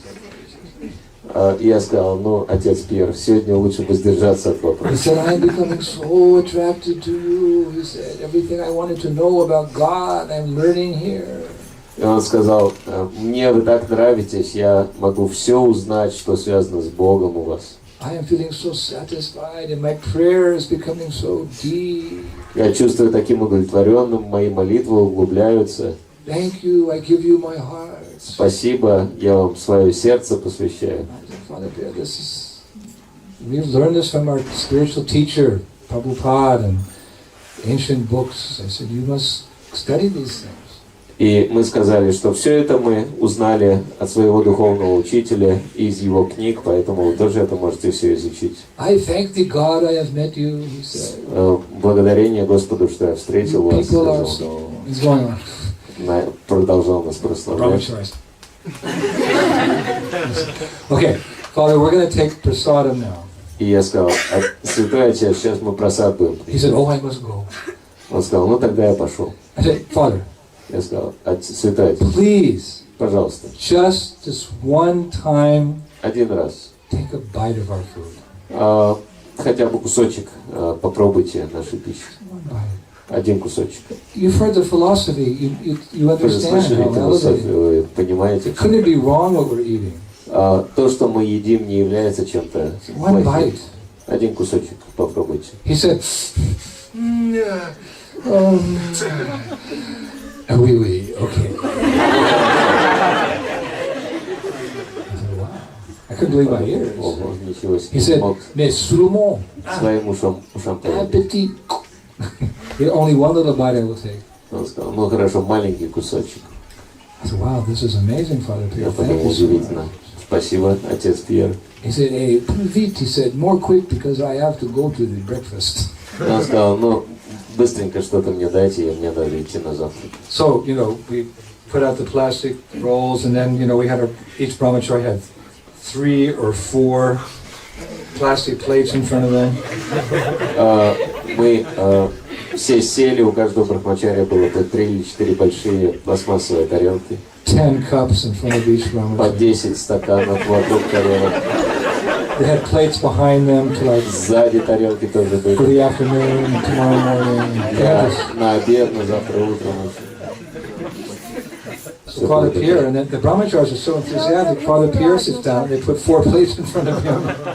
И брахмачари с энтузиазмом перед отцом Пьером тоже 4 тарелки выставили. No. 1 little bite. Он сказал, нет, один маленький кусочек. Чего? The brahmachari says, no, Father Pierre. Брахмачари сказали, ну ничего страшного, вот 10 стаканчиков.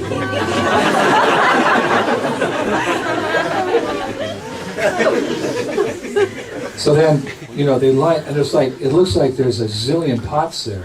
И было похоже, что там квинтиллиард котлов. Hot and steaming and just bubbling. Все было горячее. The curd is going up and down. Eat me, eat me. И там панир в сабже как будто кричал, съешьте меня, съешьте меня. So then the boys start and they bring the rice first. И начали раздавать просад, начиная с Little риса. slivers of almond and pecan, and there's like green peas in there and nicely spiced. And Рис был с орешками и горошком, the со boy took a специями. piece of butter and just dropped the whole thing in the pot. It's like dripping with butter. И брахмачари такой щедрый кусок масла отрезал, кинул в котел, там все истекало маслом. They're going down the line, and then they come to me, and the Father Pierre is right here. Дошла, то есть он раздавал просадом, все по очереди, дошла And you know how очередь до brahmacharis serve? отца Пьера, и вы знаете, как брахмачари Like the просад spoon раздавали. is this big or something. Такой поварешкой. And their stomach's this big. Как будто у них такие животы. Шмяк.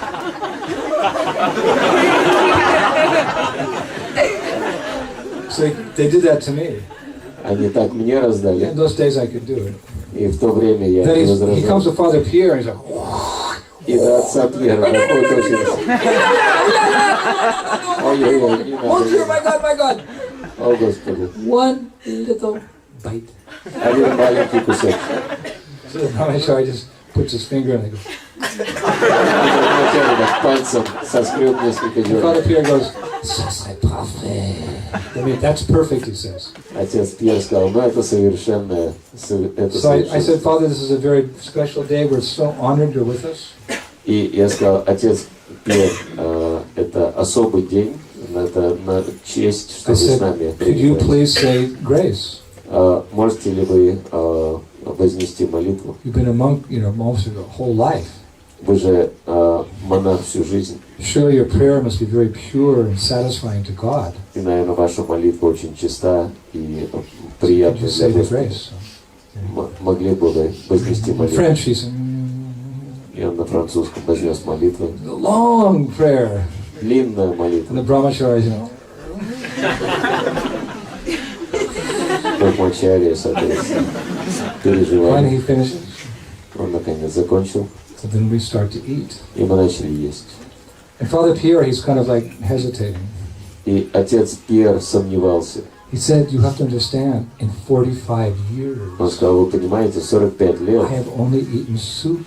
я только суп и с яблоки And ел. even though it was small, it was like, there was ghee and butter and almonds and peas and И хотя там маленькая порция была, там было и ги, и it was a big орешки, challenge for him. горошек, и рис. И для I said- него это было This is God's mercy. Don't тяжело. reject it. Я сказал, это милость Господа, поэтому не отвергайте. He said, yes, that's Он true. сказал, хорошо, это правда. And you should have seen. Надо было видеть его In the глаза. eyes. And he got this big У smile него on his появилась face. большая улыбка на лице.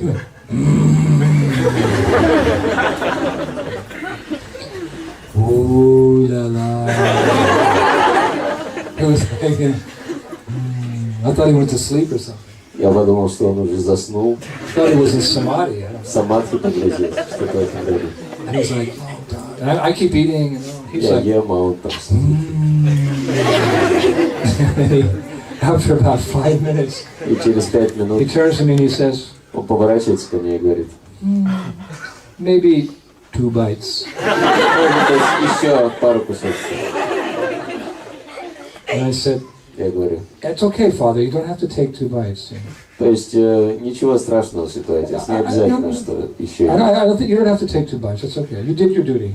То есть вы же свое дело сделали, выполнили свое. Oh no, I think I must take 2 bites. Но я думаю, что я должен еще пару He кусочков. said, "This is, as you said, this is God's mercy. Это же милость Господа, как я I'm сказал. devotee of God. А я предан Господу. I need mercy. Мне нужна милость. Hey, over here." Давай сюда. He called the brahmachari over, Подозвал Брахмачарья. and the brahmachari went. Брахмачарья еще.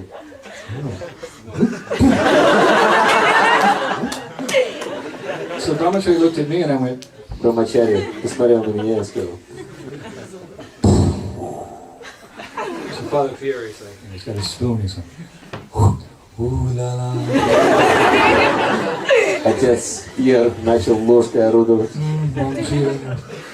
О, Господи, как хорошо! You know, like little rice just kind of dripped down on his Маленький кусочек риса упал ему on на his beard. He's got a few grains. рясу, и несколько кусочков And you know how the пристало. first time you took prasadam, you started to get a little light-headed? И я заметил, как только он начал принимать прасад, как-то он повеселел. Remember? You laughed and everything. Вы, наверное, помните, да? So he Когда вы started принимаете прасад, getting like that. вы тоже веселеете, он так. He's laughing. Он тоже повеселел, Out of character. то есть он потерял He was самообладание, always very, now it's, потому что он, так сказать, всегда очень серьезно, Father? тут потерял самообладание. that's enough, okay. Thanks. Я сказал, отец Пьер, наверное, достаточно. Time for the apple and the soup. Уже же время пришло яблоко с супом кушать. Святой Отец. He said, no. No. He said, what is that? А там что? I said, that's called, it's called paneer sabji. Это называется сабджи с Oh, паниром. the paneer sabji, he said. I want to try. Я хочу попробовать панирное сабджи. Okay. Ну, хорошо. So the sabji. Они дали ему панирного сабджи. That is better than the first one. Это даже лучше, чем первое блюдо. He said to the brahmachari, Давай. Вали. Давай.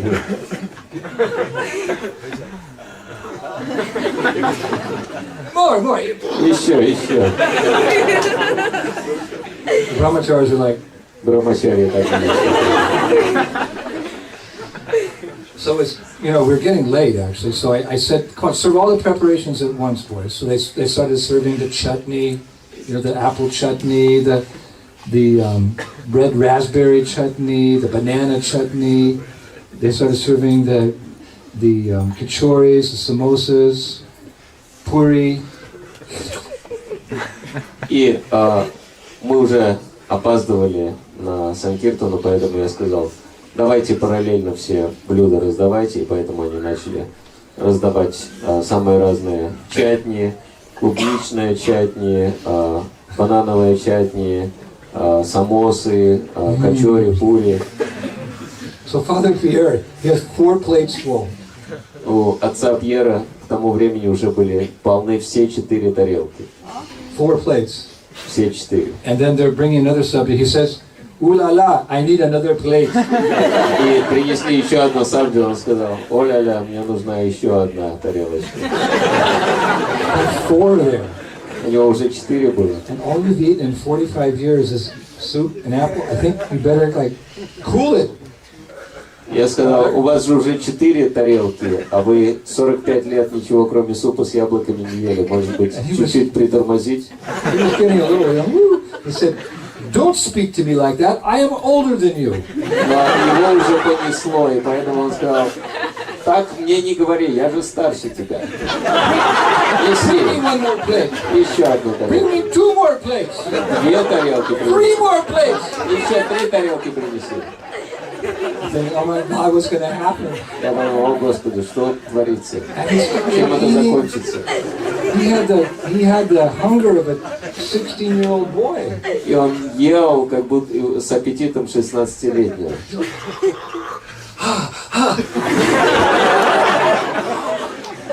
He come up for air. Он только воздух глотал, то есть передышки делал и продолжал. And then, I want more of that, I want И more сказал, of еще that. этого, еще этого. He was eating more than the brahmacharis. Он ел больше брахмачари. The brahmacharis are like, Брахмачари так на него смотрели. and we finished the salties. Мы закончили соленое блюдо. And the father Pierre is leaning against the wall. И отец первый к стенке прислонился. О, Господи! Jesus Christus. I said, okay, Father, that's it. Я сказал, ну все, святой отец. He said, I know there's some sweet things Он over сказал, there. я знаю, там сладости еще есть. I said, no, Father, no. Я сказал, святой отец, No, please, no. пожалуйста, не надо. He said, I am older than you. Он сказал, я старше тебя, Don't speak to me like that. так со мной не говори.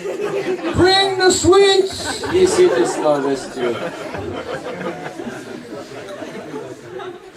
Like cookies and Печенье, torts, торт, and pudding and пудинг. this and that. We put it all in front of him. Gulab Все мы jamun. перед ним разложили, гулаб-джамун. He looked at the gulab jamun and went, Он whoa, посмотрел на гулаб-джамун. whoa. He said, how do I eat this? Как их есть? So I just joked. I said, you put it all in your mouth at one time, Father.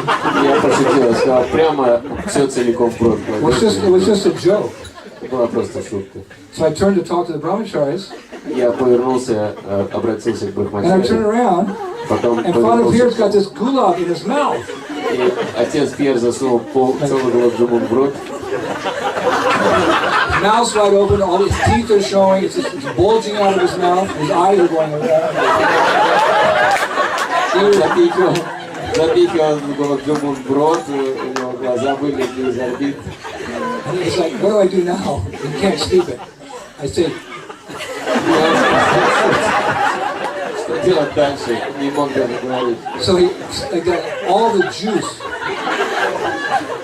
came out of his mouth, all down his beard, И когда он раскусил гулаб-джамун, сок потек по бороде, по рясе, it's got gulab jamun juice and rice, у него уже был там сок Панир, гулаб-джамуна, рис, сабджи. панир, сабджи. and he's like, and then he turned to me and said, И он повернулся ко мне и сказал, that was the best thing yet. это пока что это было лучшее блюдо. He took the second one. Он взял второй гулаб-джамун.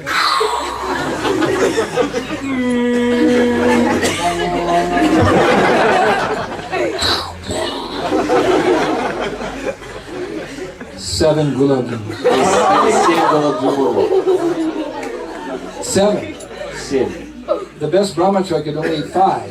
Лучший брахмачари съест только 5. He's chastising. Come on, you boys, you're not eating. И он нас ругал. Вы что-то не едите ничего. His belly is like this. У него был вот такой живот. And then, the cookies, and then he had cake, and he didn't want to eat the cake, he just wanted to eat the icing off the cake.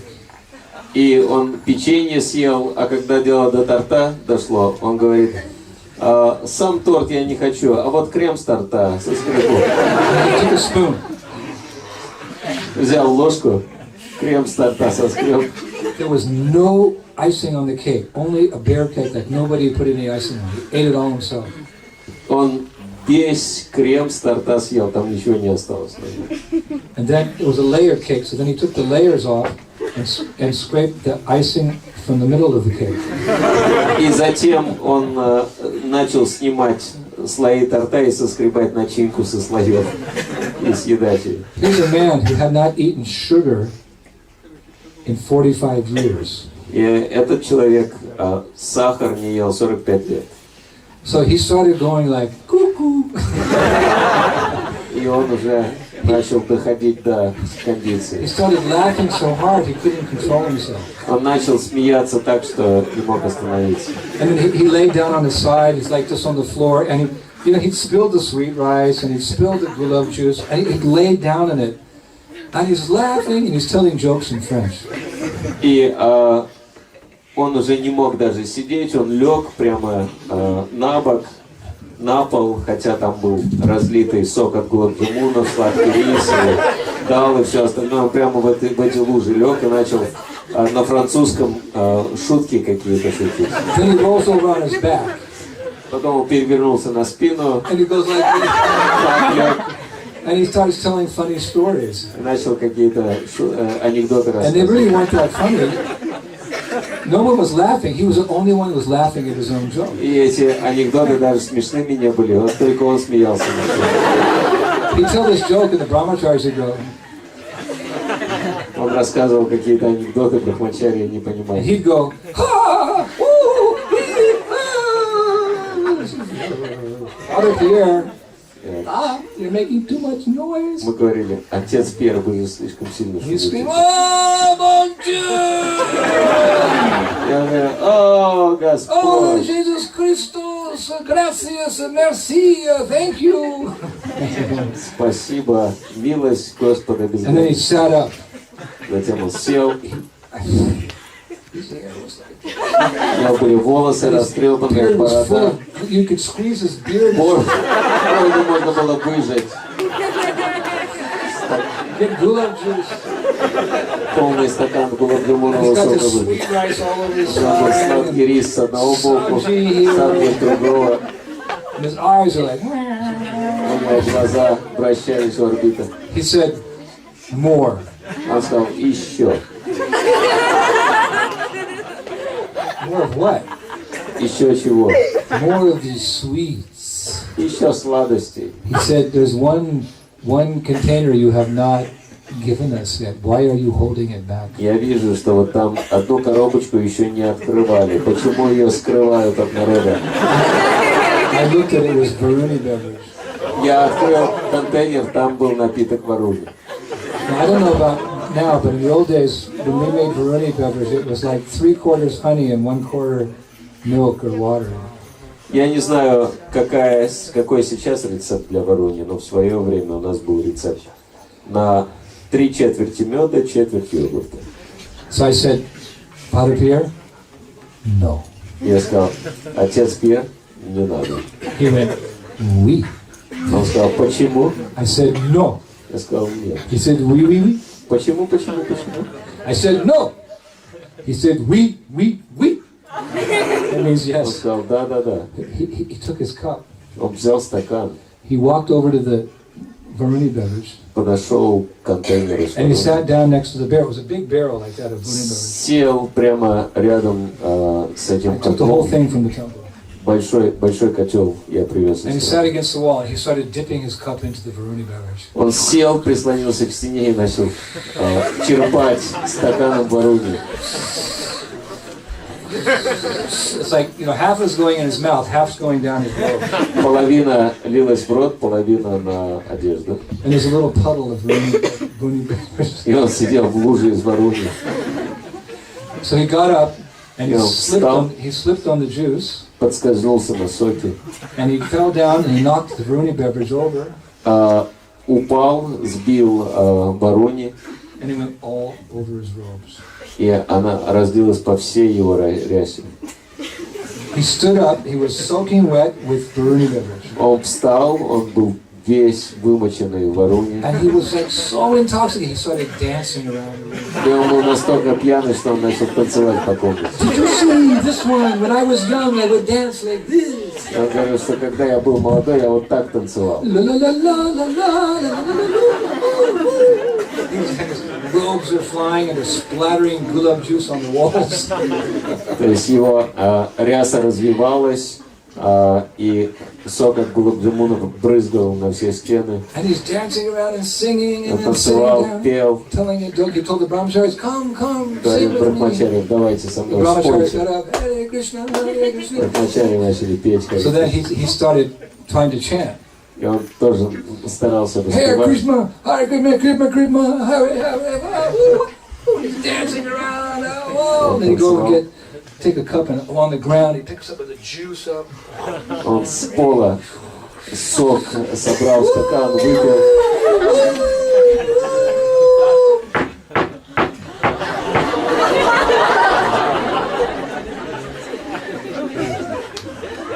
And all the brahmacharis, we all froze. Все брахмачари застыли. Because I know the only knock that I would let in was Father Pierre. Father Pierre was already inside. Потому что единственный, кто стучал в нашу дверь, это был отец Пьер, а он был здесь. We froze. Мы все застыли. Father Pierre, Отец Пьер, he just kept going. он продолжал He шуметь. didn't stop. Он не остановился. Woo! He's dancing around, pushing himself off the walls and Он танцевал, rolling on the стен ground. отпрыгивал, катался на полу. Oh no!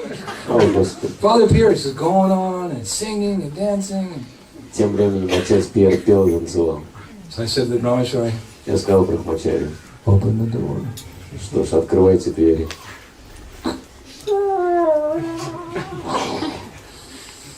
There was that main monk. Там стоял настоятель монастыря He was standing there, и смотрел на like нас. 6 or 8 monks behind him.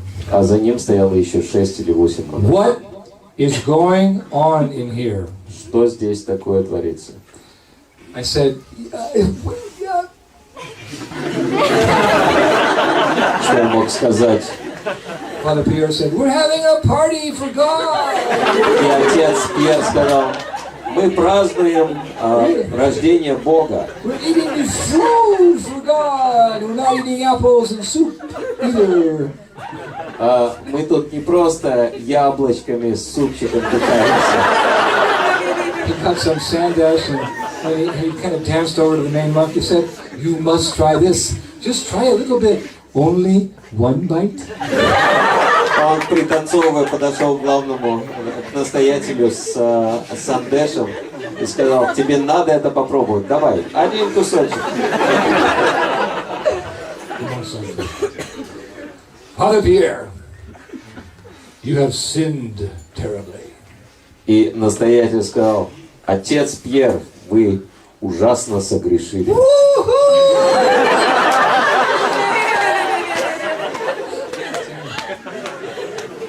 Он продолжал танцевать. The monk, he said to the other monks, he said, go get him and lock him in his room. И настоятель сказал другим монахам, возьмите его, припроводите в его келью. We'll deal with him later. Мы позже с ним решим вопрос. For now, А теперь I want you people out я хочу, чтобы our вы monastery срочно in 45 minutes. выехали из нашего монастыря, даем им Clean up 45 this минут mess you've made. и все здесь убрать.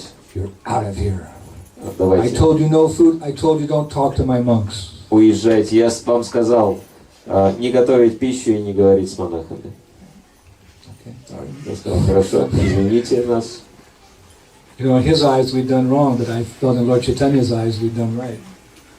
С его точки зрения мы неправильно поступили, но я подумал, что с точки зрения Господа So, you know, Чайтаньи we cleaned up nicely and, you know, we made it cleaner than when we arrived. мы все убрали, там было чище, чем до нашего приезда. It took us about an hour and a half, actually. 1,5 часа уборка, конечно, We packed all заняла. our stuff, and they're all watching us, you know. Мы все упаковывали, они за нами наблюдали, Make sure we don't do anything, you know, whatever. чтобы мы еще чего-нибудь не натворили. And I'm sending the things up, and finally, you know, 2 hours later, it's all clean, everything's in the van. И я запаковывал все, и через 2 часа все было готово, все было чисто, и все в машине. Just to make sure that we didn't do anything tricky, all the monks in the monastery, they lined the steps down to the basement. Like, you know, we were walking through these 2 rows of monks all the way out to the car. И для того, чтобы убедиться, что мы чего-нибудь не натворим, еще все монахи выстроились 2 рядами вдоль лестницы, и мы шли вниз в их сопровождении. So I'm the last one out, I'm walking up, all the monks are like, Я последний замыкал колонну, и все монахи на меня смотрели. and I'm like, and I'm just going out of the castle, out of the monastery, and one of the monks, he takes a note out of his pocket and very discreetly he rubs his arm against mine and puts it in my hand. And I continue walking on. He put a note in my hand. Secret. Когда я выходил, один из монахов так скрытно передал мне записку, и я положил мне в карман. So, we're in the van, and the van's facing the castle, and I start the engine, Мы сели в микроавтобус, я завел двигатель. I start to back up, and then one of the boys said, Начал отъезжать. At the top of the monastery, there was this little window. И один преданный сказал, посмотри наверх, и The light was on. Наверху монастыря было окно освещенное. I looked up, Я посмотрел, and there was Father Pierre. и там был отец Пьер. He's standing all by himself. Он стоял один, Such a sad look on his face. с таким грустным You could see he выражением was лица. crying. Можно было видеть, что он And he was плачет. like, all the brahmacharis started crying. И все брахмачарьи начали плакать. They were like big, strong men, right? I saw Father Pierre up there. Хотя они были такие большие, здоровые ребята, но увидев отца Пьера, I felt like just driving the van into the monastery, running up the stairs and grabbing him and kidnapping him and taking him away with us. я хотел прямо ворваться в монастырь, схватить его и забрать его с собой. But they were guarding everything. Но они его охраняли. Backed off. Father Pierre. Поэтому нам пришлось с ним распрощаться. We drove away. Мы уехали. And that evening, I forgot about the note. И я совсем забыл о записке. Also, I'm ready to take rest. Oh, Но перед сном я вдруг вспомнил I pulled out the note. и вытащил эту записку. I thought, that was strange. I was coming out of the monastery and the monk handed me this note. И я подумал, очень странно, на выходе из монастыря монах передал мне записку. And I opened it up. Я открыл ее, I looked at the bottom.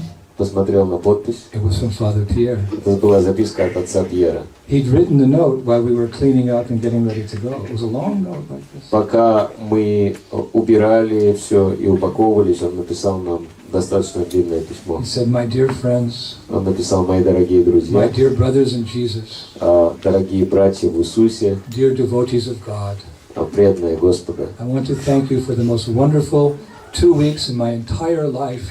Я хотел поблагодарить вас за 2 самые прекрасные недели в моей жизни. I joined this monastery to find God. Я присоединился к этому монастырю, чтобы найти Бога. And I was going slowly on the path.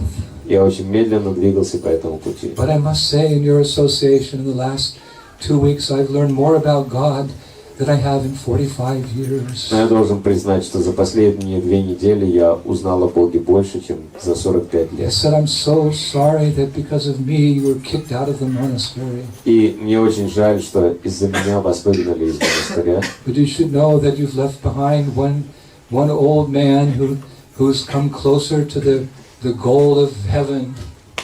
Но, тем не менее, вы оставили за собой одного старика, который уже приблизился к вратам рая. They'll probably punish me, but it was all worth it. Наверное, меня накажут, но это стоит того. He said, please remember me as I remember you.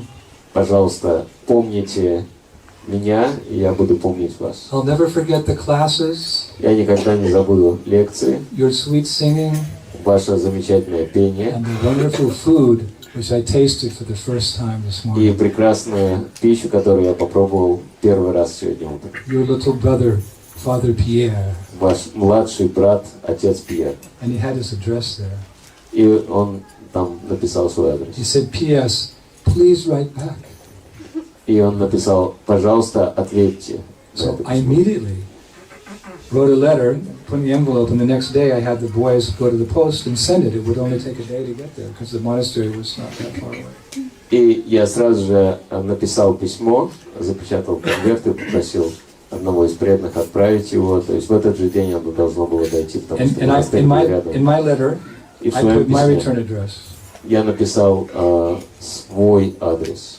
which was the temple in Paris. Это был парижский храм. And after 3 weeks on Sangatam, we went back to Paris, and the first thing I did was I went to the mail, to keep the mail. I said, is there a letter is there a letter for me from somewhere in Alsace-Lorraine? И вернувшись через 3 недели с Санкиртаны, первым делом я спросил, вернувшись в храм, есть ли для меня письма? No.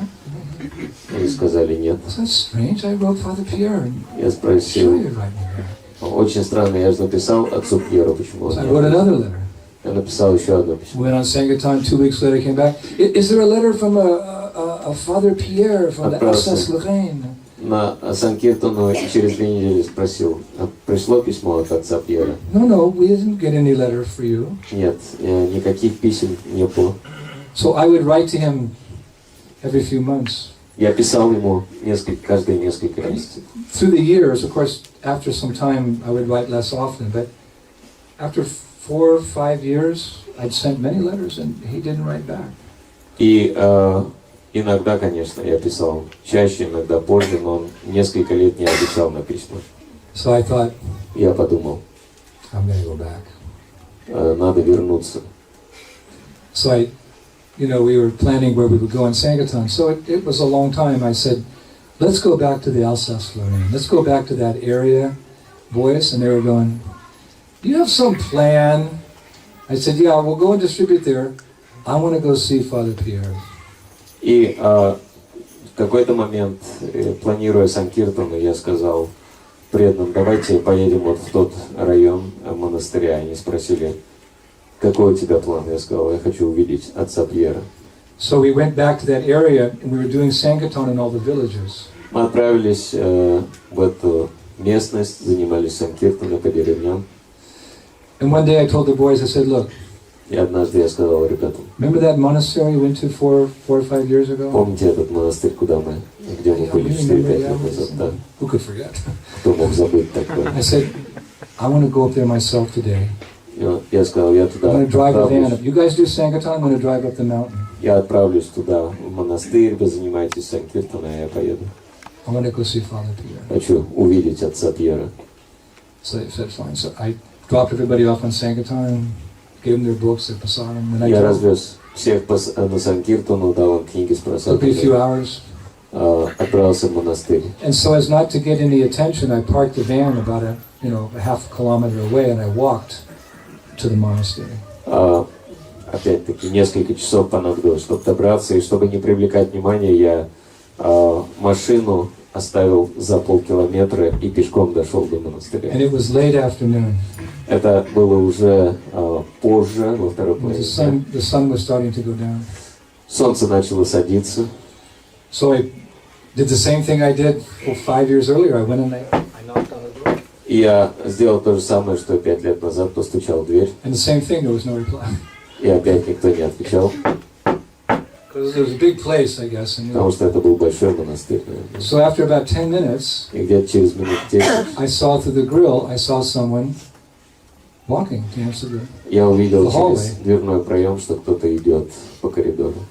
And I looked closely, and I could tell it wasn't the same old monk that had come before, because he was quite tall, and this monk was short. И я увидел, что это был не тот же монах, что открыл нам дверь 5 лет назад, потому что тот был высокий, а этот пониже. So he said, "Who is there?" Он спросил, кто там? I said the same thing I said last time. I said, "I'm a monk from India. I've just come back from India, and I'd like to speak to a friend of mine here." Immediately, the door opened immediately. И я сказал то же самое. Я монах из Индии, и я приехал для того, чтобы поговорить здесь с моим другом. It wasn't И like the сразу first дверь time. открылась, не как первый раз. Opened the Сразу door. же дверь открылась, And there was this monk. I didn't know him. и там стоял монах, которого я не знал. He looked at me and said, Он посмотрел на меня и "I know you." сказал, я тебя знаю. I went, "Uh-oh." Я сказал, так, He said, "You're the friend of Father Pierre."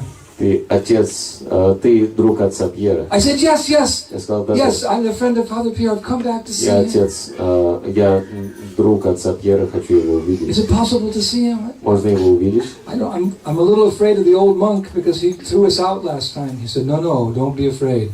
He died 3 years ago. И 3 months ago. the main month. Yeah, the old man who stopped us. 3 И months ago he died. И я сказал, я, конечно, переживаю, что опять ваш настоятель меня выгонит, потому что в прошлый раз он нас выгнал. И он сказал, не переживай, 3 месяца назад он помнил. Я, конечно, не был счастлив, но, по крайней мере, сказал, ну, хотя бы я смогу увидеть отца Пьера. I said, oh, I'm so sorry. I said, but is it possible then that I could see my very dear friend, my brother in God, Father Pierre? И я сказал, очень жаль, конечно, что настоятель помер, но можно ли увидеть моего духовного брата, отца Пьера? I said, I've been writing him for years now, but he hasn't been replying my letters. Я писал ему много лет, но он не отвечал на мои письма. And the monk said, I'm so sorry. Этот монах сказал, мне очень жаль. I'm so sorry. He said, I'm so embarrassed, he said. Так стыдно. He said, I would collect the mail, but I had to show it to the main priest because we would always look at it before we give it to the monks. Whenever a letter would come from you to Father Pierre, he would rip it up and throw it away. Потому что, когда приходила почта для монахов, я, прежде чем ее раздавать, должен был показывать настоятелю монастыря. И как только приходило письмо от тебя, настоятель рвал его в клочья. Father Pierre never received one of your letters. Поэтому отец Пьер так и не получил ни одного письма от тебя. And I said, that's why he didn't write back. И я сказал, понятно, почему он не отвечал. And the monk said, and he was always asking about you. I couldn't say that you were writing because I would get in trouble. He was always saying, why don't my friends contact me? И он всегда спрашивал о тебе. Я не мог сказать, что тебе, то есть ему приходили письма от тебя, потому что меня бы наказали. И он спрашивал, почему мой друг мне не отвечает. I'm always waiting to hear from you. He said every week he would inquire about you, and I'd have to lie and say that nothing's come. Он спрашивал каждую неделю, пришло ли письмо, и его вынуждены были обманывать и говорить, что нет писем. I said, anyway, that's okay now because I'm here and I can see him. Я сказал, ну ничего страшного, я здесь, могу его увидеть.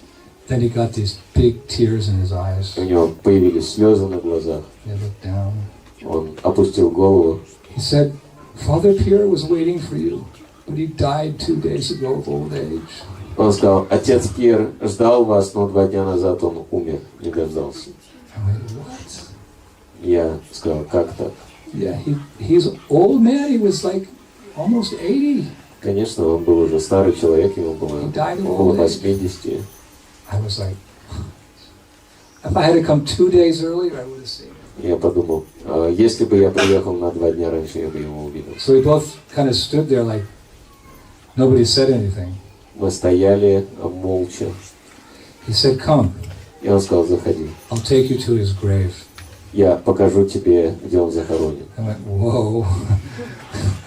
So we walked, and the sun was going down, and then we walked to this they had a small cemetery where they would bury the monks and so forth, and we got there, and you could see it was a fresh grave, and there was nothing fancy, just a little wooden thing like that. It said something, Father Pierre or something, you know. So then I said to him, I said, can I sit here alone with him for a while? И меня проводили на монастырское кладбище. Там была очень простая могила. Видно было, что она свежая. И там было написано «Отец Пьер». И я сказал этому монаху, может быть, я могу здесь остаться на какое-то время. So then he said, sure. Он сказал, конечно. So I sat there a long time, I was chanting my japa. И я сидел рядом с могилой, повторял джапу. So then I started talking to him. И начал разговаривать с ним. I figured through the transcendental medium, Я подумал, что на трансцендентном уровне something would get through. I just мы можем общаться с ним. I'm sorry that that we weren't able to connect again, but there's a strong connection of the heart. Я сказал, мне очень жаль, что мы так и не смогли увидеться, но тем не менее в сердце наша связь сохранялась. And as I will pray for you, you please pray for me. Я буду молиться о вас, вы молитесь обо мне. I said the connection is very strong. We had such a wonderful, I said Krishna conscious experience. Мы связаны, потому что у нас было такое замечательное общение в сознании Кришны. I said you loved the philosophy. Вам очень понравилась философия. You appreciated the devotees. Вам нравились преданные. You liked our singing. Вам нравилось наше пение. And you loved our food. И вам так нравилась наша пища. So I said, this is the formula. I was speaking out loud. This is the formula for this age. This is the mercy of God in this form of Lord Chaitanya. And you were just inundated with that mercy. И я сказал, что это формула духовного прогресса для нашего времени, формула Господа Чайтаньи, и вы были затоплены этой формулой, этой милостью. And most of all, you left your body hankering for the association of Vaishnavas. И самое главное, что вы оставили тело, стремясь к общению с вайшнавами. So I concluded, I said, Father Pierre, we go to where the heart takes us. И поэтому я сказал отцу Пьеру, мы отправляемся туда, куда нас ведет сердце. You were no ordinary monk. Somehow you came seeking higher association. You got it. So I'm sure that association has taken you to a very auspicious destination. И я сказал, что вы не были обычным монахом, вы искали возвышенного общения. Я сказал, что это стремление наверняка привело вас на очень высокий уровень. I wouldn't be surprised if you're relishing prasadam somewhere in the association of devotees, somewhere in this universe. Я не удивлюсь, если вы уже наслаждаетесь общением с преданными и просадом в одном из мест этой вселенной. Krishna says in Gita, a little devotional service saves one from the greatest fear, which means to lose the opportunity for Krishna consciousness. Кришна говорит в Бхагавад-гите, что даже небольшое продвижение на этом пути, небольшое преданное служение спасает нас от величайшего страха потери сознания Кришны. So I wish you well, and I look forward to meeting you again on the transcendental path back home, back to Godhead. Поэтому я желаю вам всего наилучшего и надеюсь, мы снова увидимся на нашем трансцендентном пути назад к Богу. That was the essence, and then I paid my obeisances. Я еще кое-что ему сказал и предложил поклоны. And there were some flowers growing nearby, so I picked some flowers and put them on the wall. А рядом росли цветы, я сорвал несколько цветов, положил на могилу. And there was a long, sad road back down the mountain. И затем я с грустью спускался с этой горы. And then I picked the boys up, and I didn't say anything. I just picked the boys up, but they could tell because I wasn't speaking, you know. Then that night I broke the story to them. И я забрал преданных Санкиртаны, хотя я им ничего не сказал, они поняли, что что-то не то, и я рассказал им вечером, что случилось. So the mood was kind of melancholy, it was kind of sad. So one of the boys said, "Hey, why don't we have a disappearance festival for Father Pierre? Why don't we have a feast in his honor?" I said, "That is a great idea." И у всех было такое грустное немного настроение, и один преданный сказал, может быть, мы отметим уход отца Пьера, приготовим пир. Я сказал, это вы хорошо придумали. I said, don't be sad, boys, everyone has to die, but look at him, he was so fortunate, he met the devotees at the last moment of his life and hankering, so... Не горюйте, ребята, все умрут, но, по крайней мере, он умер, стремясь к общению с преданными, и он пообщался замечательным образом, так что... So 3 days later we had a feast. That's how you do it. The departure of a Vaishnava, you have a feast 3 days later. Надо радоваться. И спустя 3 дня мы организовали пир. После ухода вайшнавов пируют на 3-й день. You know, he departed earlier, but we learned it at that time. So 3 days later we organized it, and we made the list out of what we would cook for the feast. Конечно, он ушел немного раньше, но через 3 дня после того, как мы об этом узнали, мы закупили продукты и приготовили пир. And one boy said, I'm going to cook that rice that Father Pierre likes so much that he started with, the one bite. И один юноша сказал, я приготовлю точно такой же рис, с которого начал свой пир отец Пьер. And one boy said, I'm going to cook the gulab jamun. It's the same size as he ate when he was with us. А второй юноша сказал, я приготовлю гулаб-джамуны точно такого же размера, как были на том пиру. And everyone was saying, and I said, I'm going to make the Varuni beverage. Я сказал, тогда я сделаю напиток Варуни. So we had it. We offered it to Krishna 3 days later. We had a big feast, and we were talking about, you know, our times with him. Remembering the questions he asked and the answers he got, and we just laughed and laughed about when the main priest opened the door. И Мы приготовили большой пир, и потом мы устроили вечер воспоминаний об отце Пьере, как он приходил к нам, задавал вопросы, что происходило дальше, как этот главный наставник монастыря зашел в самый разгар событий и так далее. And one boy said, you know, remember he did like this, and then he did like that. He told that stupid joke. You remember? Мы вспоминали о том, как он, что он делал, как он танцевал, как он анекдоты рассказывал и так далее. So he was a Vaishnava. Prabhupada said, Jesus Christ is a Vaishnava because he's our spiritual master. He's the son of God. So I considered Father Pierre a Vaishnava. И он вайшнав, был вайшнавом, поскольку Шрила Прабхупада говорил, что Иисус Христос был вайшнавом, как Сын Бога, и поэтому я считаю отца Пьера также вайшнавом.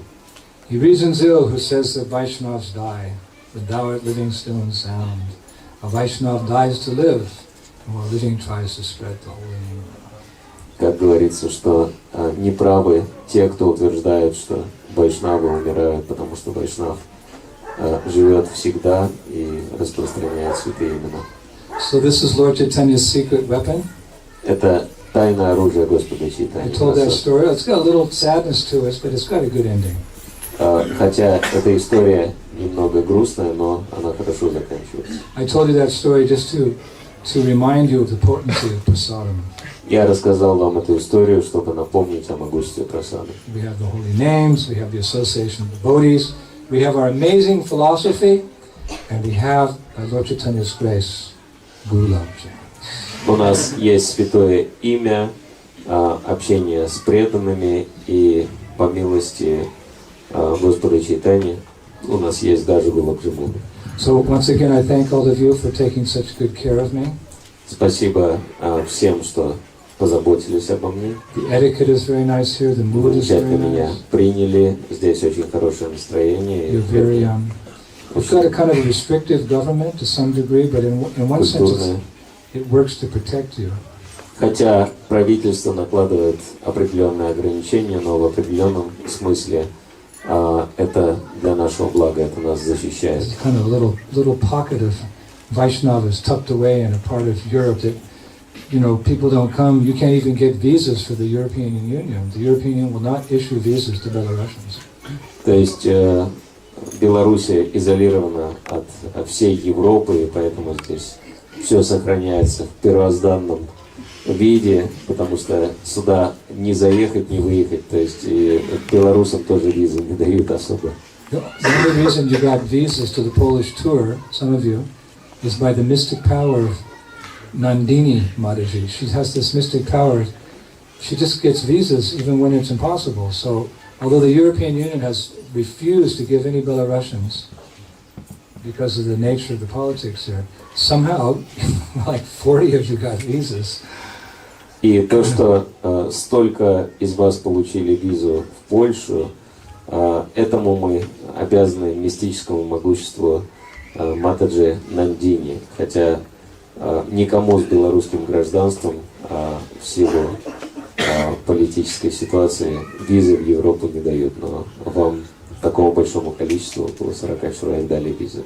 So there are rules in place here that you don't find in other parts of Europe, but здесь есть определенные строгие правила, которые нет в других странах Европы. it also serves to kind of protect you here. So Но они одновременно вас защищают. for traveling preachers, this is kind of a nectar spot because you're so enthusiastic for kirtan, you're so attentive when you hear, you like to render service. И для странствующих проповедников это нектар, потому что вы с таким энтузиазмом участвуете So в we will kirtане и слушаете так внимательно.